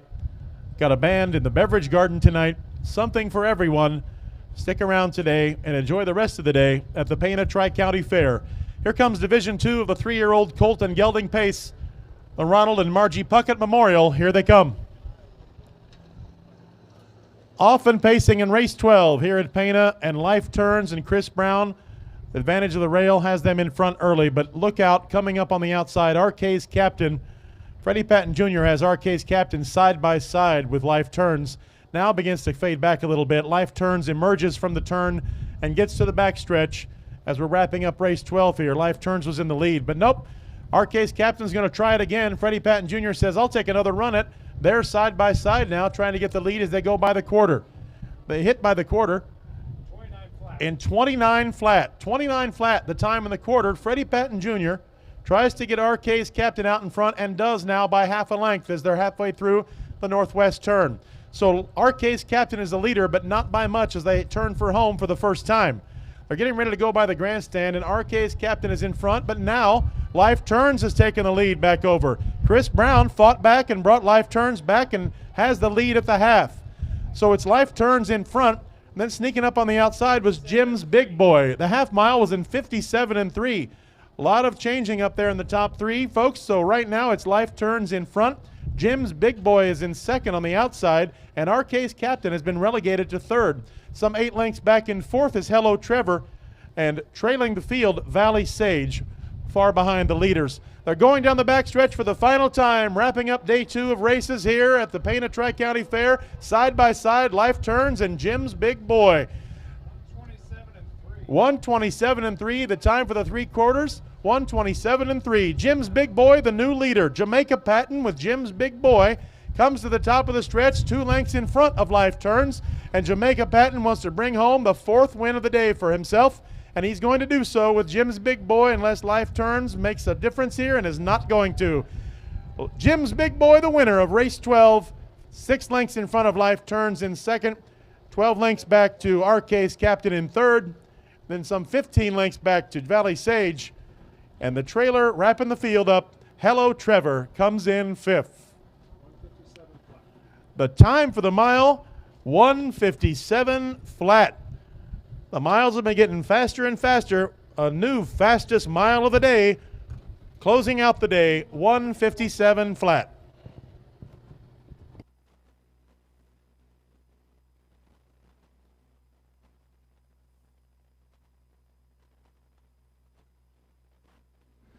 I said it a few starts back or a few races back, and I'll say it again. Don't discredit Mr. Jamaica Patton as a fine catch. That wasn't a catch drive by any means. That's his own horse. But he's a fine driver and hasn't lost his touch. He just prefers to maybe give the mount to the younger guys. But either way, a fine driving win for Jamaica. Jim's Big Boy.